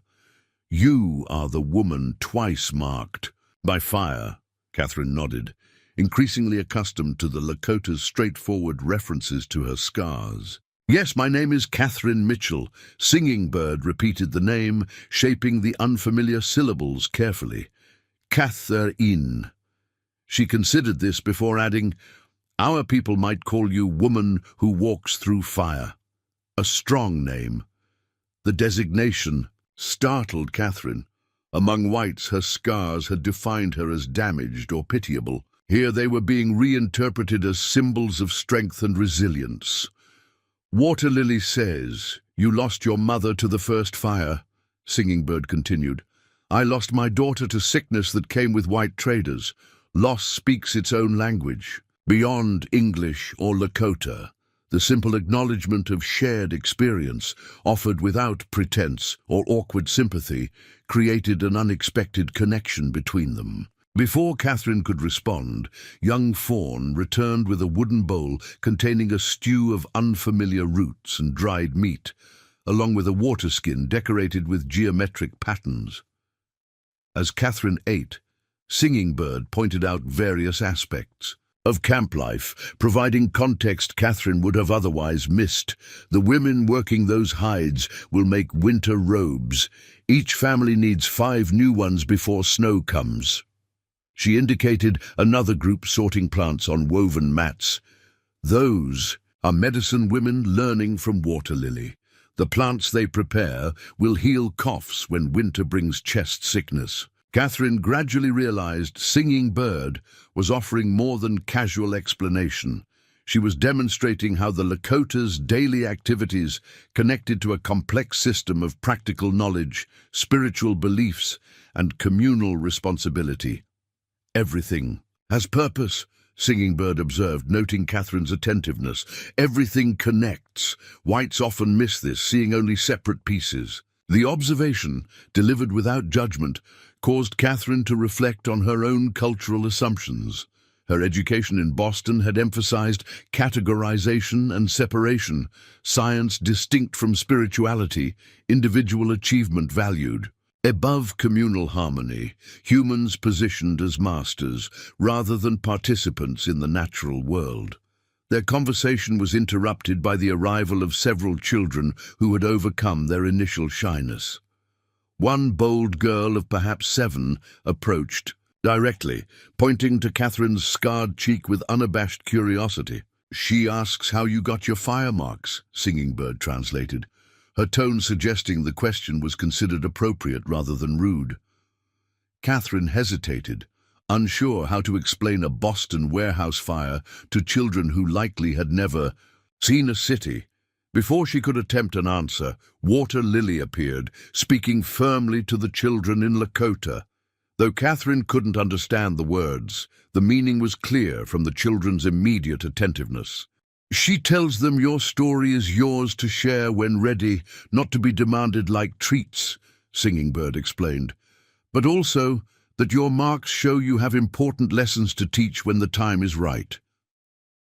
Water Lily knelt beside Catherine, her practiced hands checking the ankles swelling and her forehead for fever signs. Satisfied with her patient's progress, she spoke to Singing Bird in Lakota, a brief exchange that concluded with both women looking at Catherine expectantly. My niece asks if you wish to learn simple tasks while you heal, Singing Bird translated. Sitting idle troubles the spirit when body mends. The offer surprised Catherine. She had assumed her status as invalid and outsider would limit her to passive observation. I would like that very much, she responded, genuinely pleased at the prospect of occupation. Water Lily nodded approval before departing briefly, returning with a partially completed basket and a bundle of reeds soaking in a wooden bowl. She demonstrated the basic weaving technique, her fingers moving with practiced precision despite their weathered appearance. The pattern was more complex than it initially appeared, requiring concentration and dexterity. Catherine's first attempts were clumsy, the reeds refusing to bend as directed. Water Lily corrected her patiently, guiding her hands until the movements became more natural. The physical activity provided welcome distraction from discomfort, while the mental focus required prevented brooding on her uncertain future. As the morning progressed, Catherine became aware of a subtle shift in the camp's atmosphere toward her. Her willingness to learn a traditional skill, combined with Water Lily's evident acceptance, seemed to soften initial wariness. Women passing by offered approving nods at her efforts. One stopped to demonstrate a technique for securing the reed, ends more tightly, communication transcending their language barrier through demonstration and mimicry. By midday, as shadows shortened beneath the relentless summer sun, Catherine had completed a small section of serviceable, if imperfect, basketwork. Water Lily examined it closely before offering a satisfied nod, not effusive praise, but sincere acknowledgement of acceptable effort. Young Fawn brought the midday meal, flatbread made from ground corn and a dried fruit that Catherine didn't recognize but found pleasantly sweet. As they ate, Catherine noticed several warriors returning to camp, their horses laden with freshly killed antelope. The successful hunt created a ripple of activity as women gathered to begin the butchering process. "Tonight there will be feast," Singing Bird explained. "First summer hunt brings celebration. You are fortunate to witness this." The prospect of a larger gathering caused Catherine momentary anxiety. Her presence remained controversial among some camp members, particularly the younger warriors. Without Maka present to mediate, a larger social gathering might expose tensions her limited strength wasn't prepared to navigate. Water Lily seemed to sense her concerns. Through Singing Bird's translation, she explained, "You will watch from my lodge entrance, close enough to observe, removed enough to rest. The people must become accustomed to your presence gradually, as one adjusts eyes to sunlight after darkness."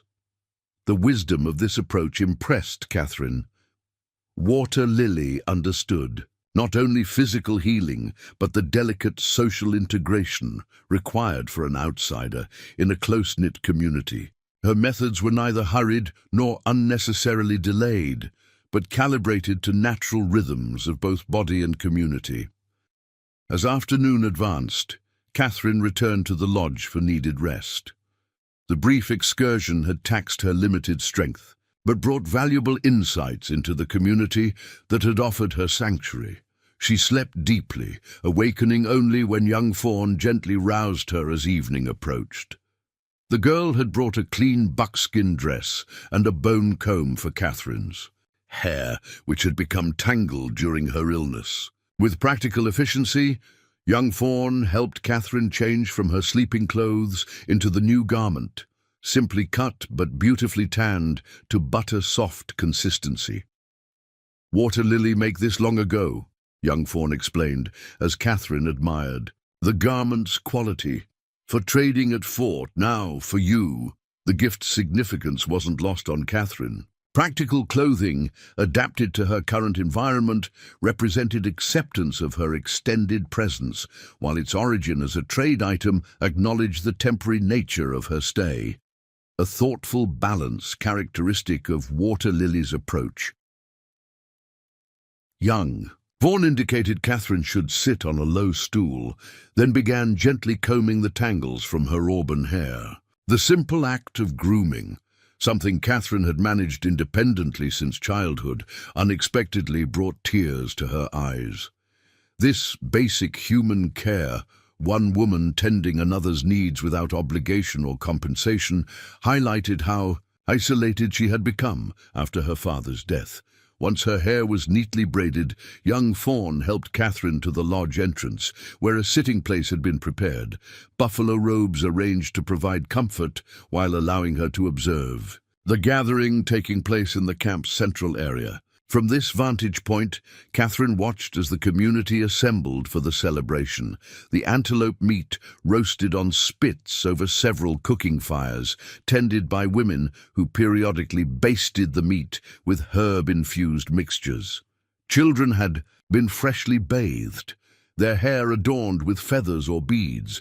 Men wore their finest garments, some displaying war honors through specific feathers or ornaments that Catherine now recognized carried significant meaning rather than mere decoration. The gathering began with ceremony rather than immediate feasting. Standing Bear, whose status as an elder Catherine had discerned during her brief morning observation, addressed the assembled community. Though she couldn't understand his words, his dignified bearing and the respectful attention he received communicated the speech's importance. "He gives thanks for successful hunt," Singing Bird translated, having joined Catherine at her observation post.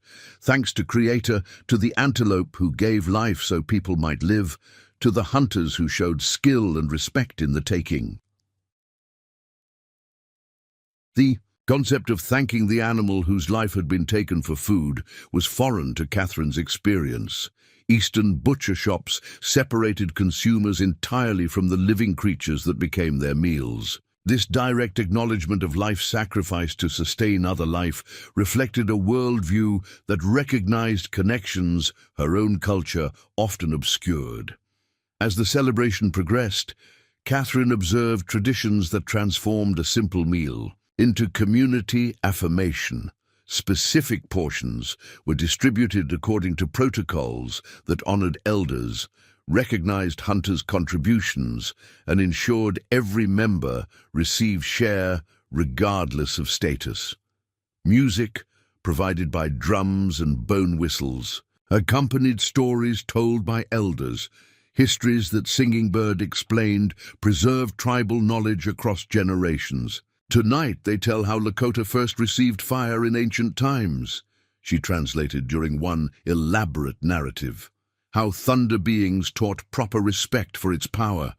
Good story for you to hear, woman who walks through fire. Throughout the evening, Catherine remained physically separated, yet increasingly connected to the community through Singing Bird's translations and explanations. Though still an outsider, she was being offered genuine glimpses into Lakota worldview, education that few whites ever received beyond superficial observation. As darkness settled fully over the camp, stars emerging in brilliant profusion across the prairie sky, Catherine reflected on the extraordinary turn her journey had taken. The catastrophe that had nearly claimed her life had instead delivered her into a culture that, ironically, seemed better equipped to help her make sense of her scarred existence than the civilized society that had increasingly rejected her.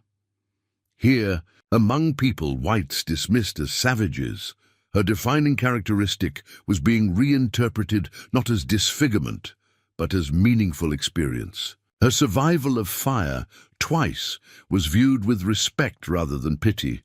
Her scars told a story worth hearing rather than a tragedy to be politely ignored. Water Lily approached as the celebration began winding down, children being shepherded to bed, while adults continued quieter conversations around dying fires. Her assessment of Catherine's condition was swift but thorough, checking her pulse at wrist and neck, noting the clarity of her eyes. The color returned to previously pallid cheeks. "You heal strong," she pronounced with satisfaction. "Tomorrow more walking, more basket work." She paused, studying Catherine's expression in the firelight. "You have questions. Ask now while mind is clear." Catherine considered carefully before responding. "Why are you helping me? I'm a stranger. Our peoples are often enemies. Yet you've given medicine, shelter, clothing, even knowledge few whites ever receive." Water Lily settled beside her, silent for long moments before answering. "I lived 17 summers among whites when married to Skywatcher's father.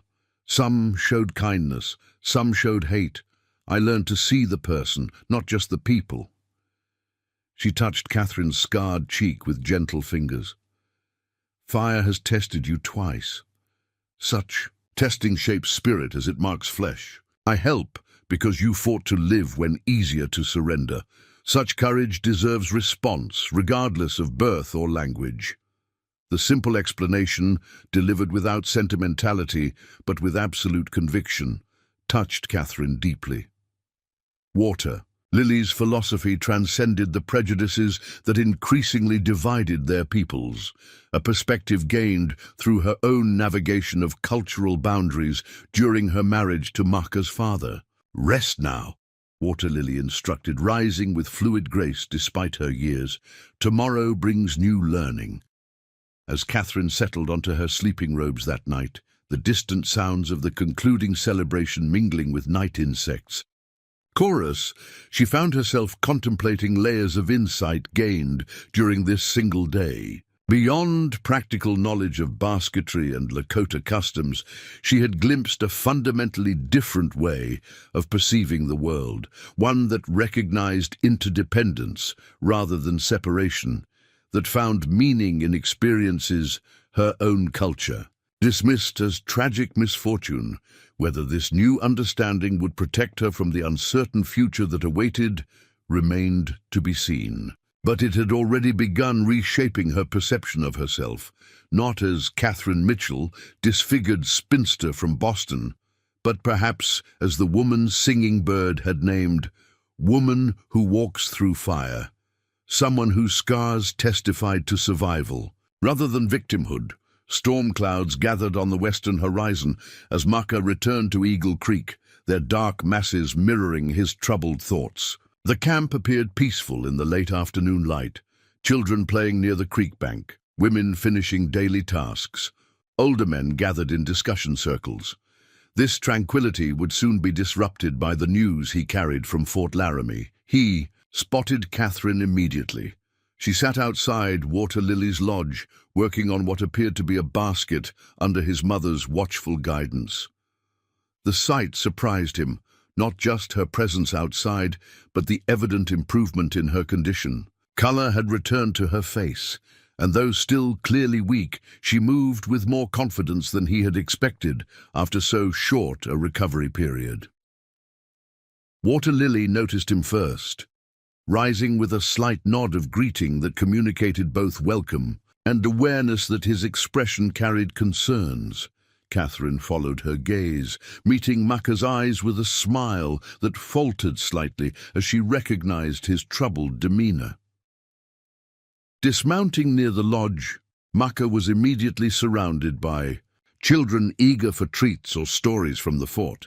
He distributed the hard candy he'd purchased from the sutler's store, a ritual they'd come to expect from his visits to white settlements.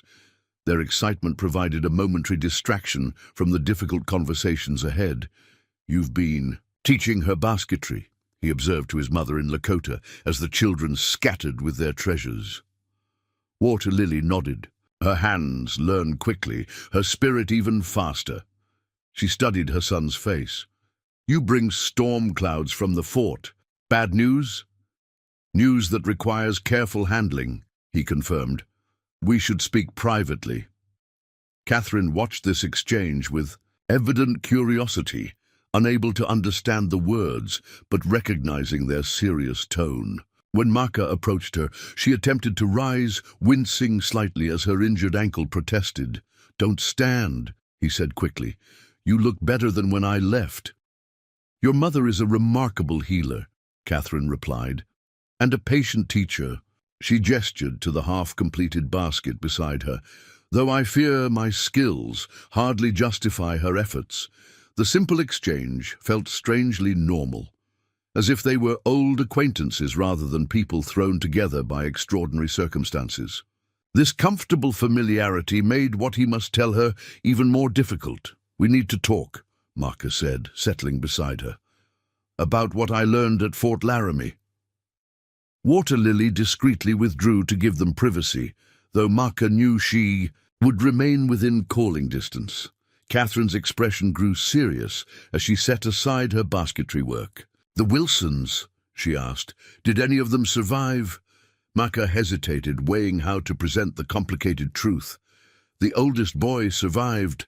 Thomas. He's recovering at the fort." Relief flooded Catherine's face. "Thank God. I was worried none of them made it. Sarah was so kind to me." "Is she?" "Thomas was the only survivor from their wagon," Maka interrupted gently. "I'm sorry."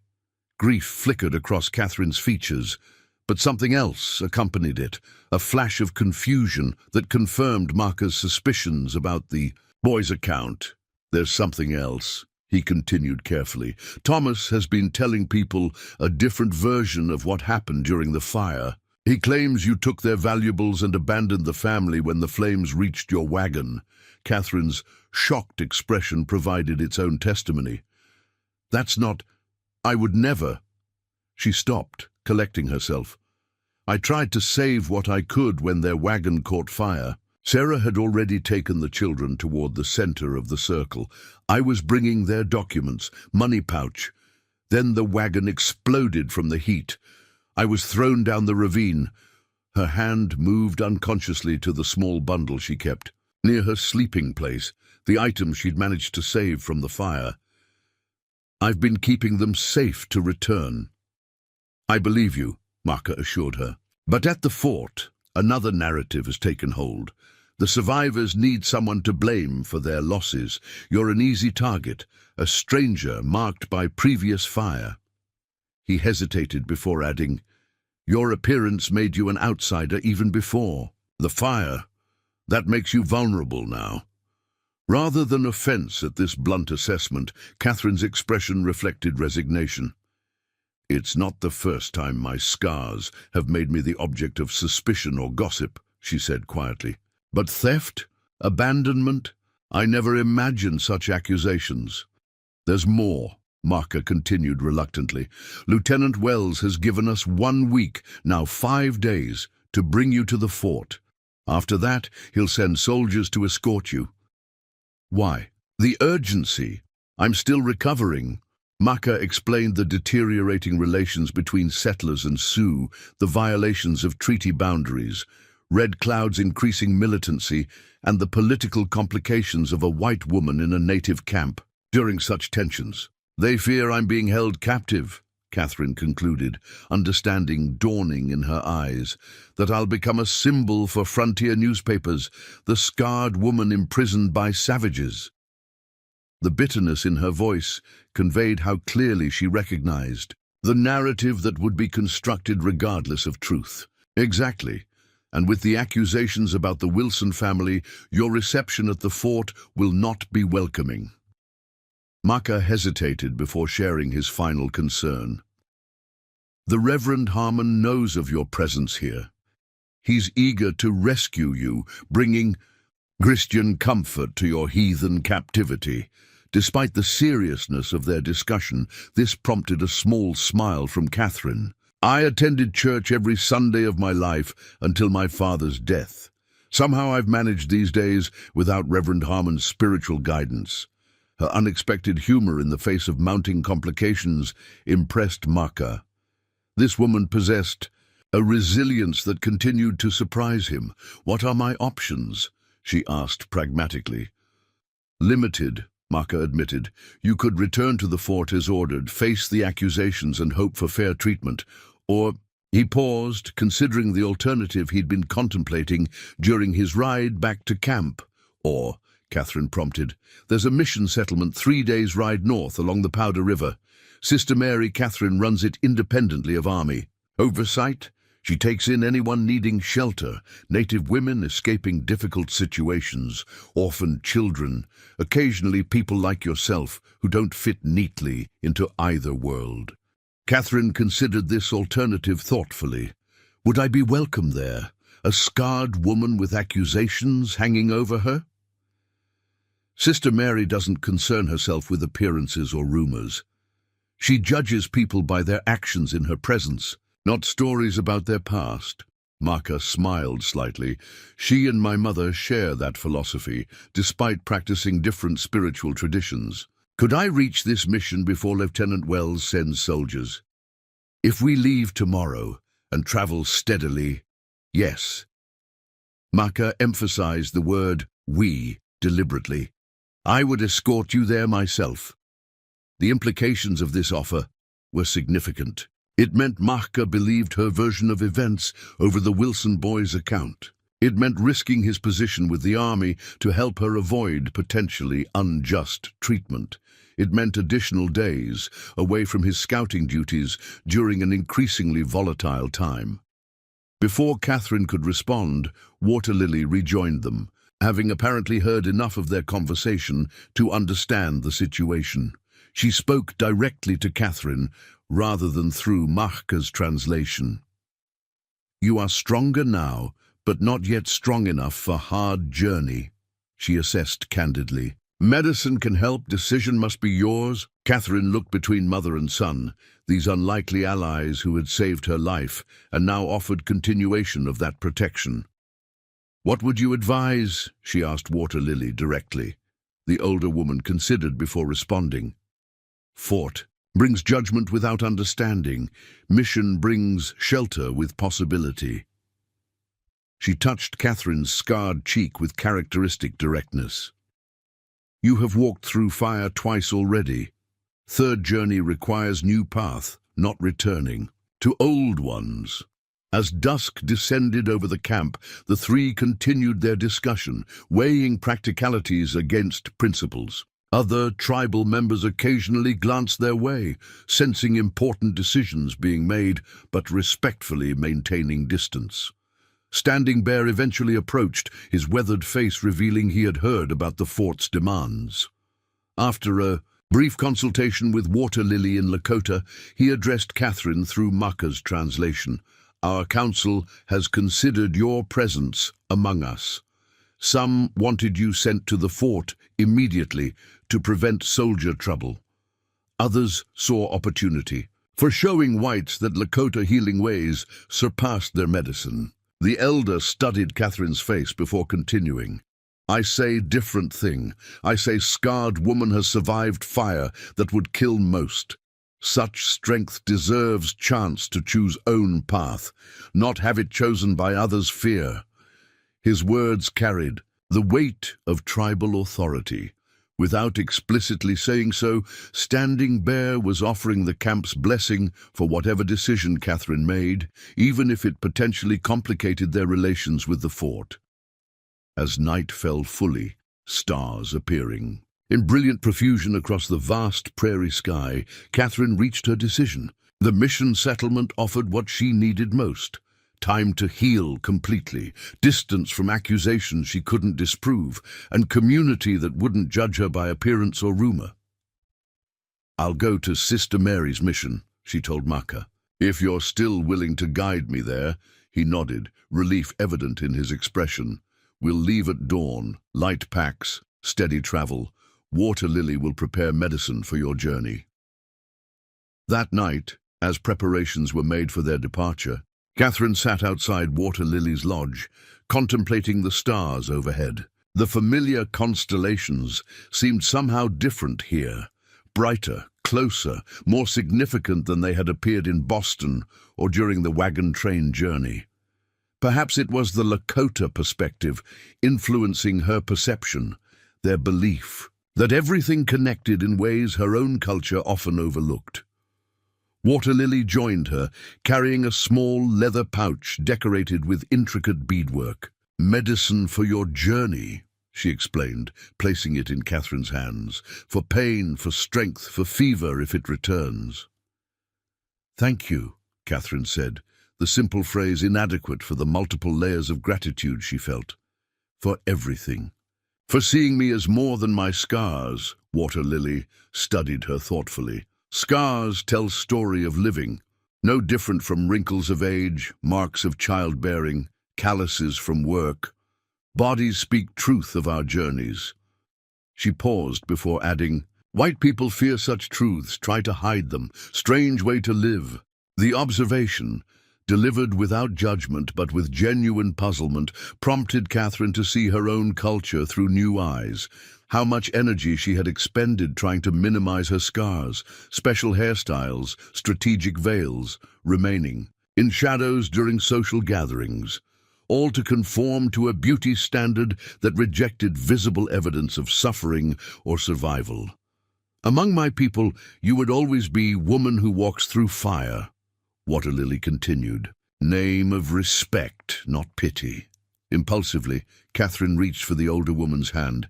"I will remember that, whatever awaits me at the mission or beyond. I will try to live worthy of such a name." Dawn arrived with low-hanging mist that transformed the camp into a dreamlike landscape of shadowy teepees and ghostly figures moving through swirling vapor. Catherine emerged from Water Lily's lodge, dressed for travel in the practical clothing her hosts had provided. Buckskin leggings beneath a simple dress, sturdy moccasins protecting her healing ankle, a warm blanket coat against morning chill.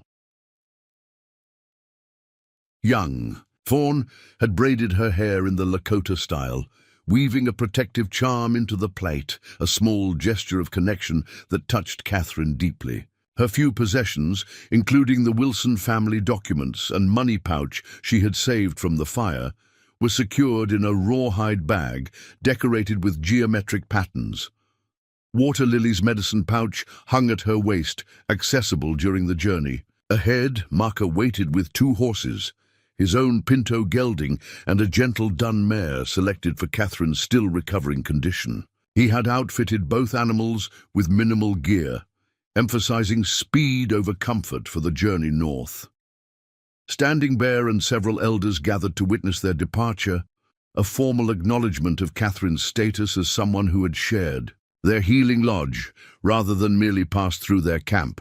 Water Lily performed a brief blessing ceremony, wafting sacred smoke over both travelers and their mounts before speaking words in Lakota that Maka translated as, "May your path be clear and your spirits protected." As they prepared to depart, young Fawn approached somewhat shyly, presenting Catherine with the basket they had worked on together, now completed with the girl's more skilled finishing.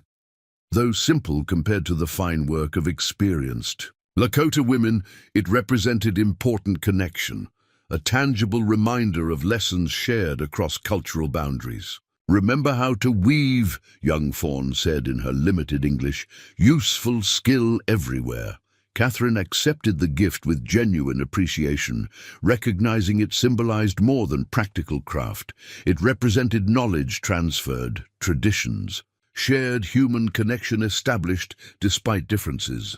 With final farewells exchanged, Maka and Catherine rode from the camp as morning sun burned away the mist, revealing the vast prairie stretching before them. 3 days' journey to Sister Mary's mission meant 3 days of continued recovery and reflection before facing whatever future awaited beyond. As they established a sustainable pace for Catherine's still healing body, Maka shared more about their destination. Sister Mary Catherine had established her mission 20 years earlier, initially to serve native communities, but eventually expanding to include anyone seeking sanctuary.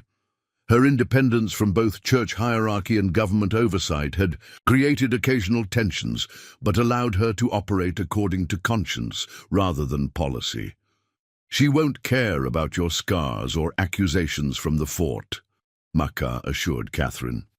"Only your willingness to contribute to community while you heal completely." "And after that?" Catherine asked, the question that had hovered unspoken since her rescue finally finding voice. "What future exists for someone like me on the frontier?" Maka considered this thoughtfully before responding. "The frontier creates possibilities that don't exist back east. Out here, people are judged more by capability than appearance or background." He gestured toward the open landscape surrounding them. "Sister Mary needs teaching assistants for the children she shelters. Trading posts need literate people for record keeping. Some settlements seek women willing to establish proper schools." The possibilities he outlined offered more hope than Catherine had dared consider since the fire. Her father's death and subsequent financial discovery had narrowed her options severely. The wagon train west had represented desperate gamble rather than considered choice. Now, despite the trauma of the Prairie fire and her near death, new pathways emerged, unexpected but perhaps better suited to the person she had become. As they rode northward beneath the boundless prairie sky, Catherine realized she had experienced more than physical healing during her brief stay among the Lakota. Water Lily, Young Fawn, and others had offered perspective that transformed how she viewed herself, not as Catherine Mitchell, disfigured and diminished by tragedy, but as someone whose experiences had forged unique strength and insight. Woman, who walks through fire.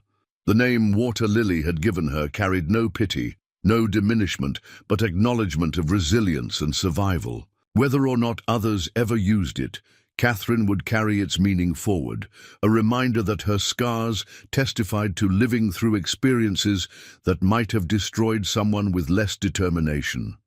The prairie stretched endlessly before them, its vastness both challenge and opportunity. Whatever awaited at Sister Mary's mission and beyond, Catherine faced it not as victim seeking charity, but as survivor, claiming her place in a world where traditional boundaries, between cultures, between past and future, between who she had been and who she might become, were as fluid as the prairie grasses bending beneath the endless western wind. Maka rode slightly ahead, his straight-backed silhouette representing the complex bridge between worlds that had made her survival possible. Neither fully white nor fully Lakota, he navigated divided territories with hard-earned wisdom. His example offered its own lesson, that one could honor multiple traditions while forging individual paths. As the first day's journey drew toward evening, storm clouds gathering and dispersing in dramatic formations across the western horizon, Catherine touched her scarred cheek in what had once been gesture of shame, but now carried different meaning. The prairie fire that had nearly claimed her life had instead delivered her to unexpected sanctuary and insight. Her scars, both visible and hidden, had become map rather than burden, marking survival that transcended mere existence. Woman who walks through fire rode toward uncertain future, but with new understanding that illuminated more than just her. Impast, the flames that had twice tested her had ultimately revealed what truly mattered, not wholeness as defined by others, but the courage to forge meaningful life regardless of exterior markings. This wisdom, born of suffering yet transcending it, would guide her steps long after her physical injuries healed completely. The boundless prairie sky, painted in evening's spectacular oranges and purples, seemed to affirm this truth as Catherine and Mahka continued northward, two solitary figures moving steadily across the vast American wilderness, each carrying their own stories of fire, survival, and the profound human capacity for beginning anew. Up next, you've got two more standout stories right on your screen. If this one hit the mark, you won't want to pass these up. Just click and check them out. And don't forget to like, subscribe, and turn on the notification bell so you don't miss any upload from us.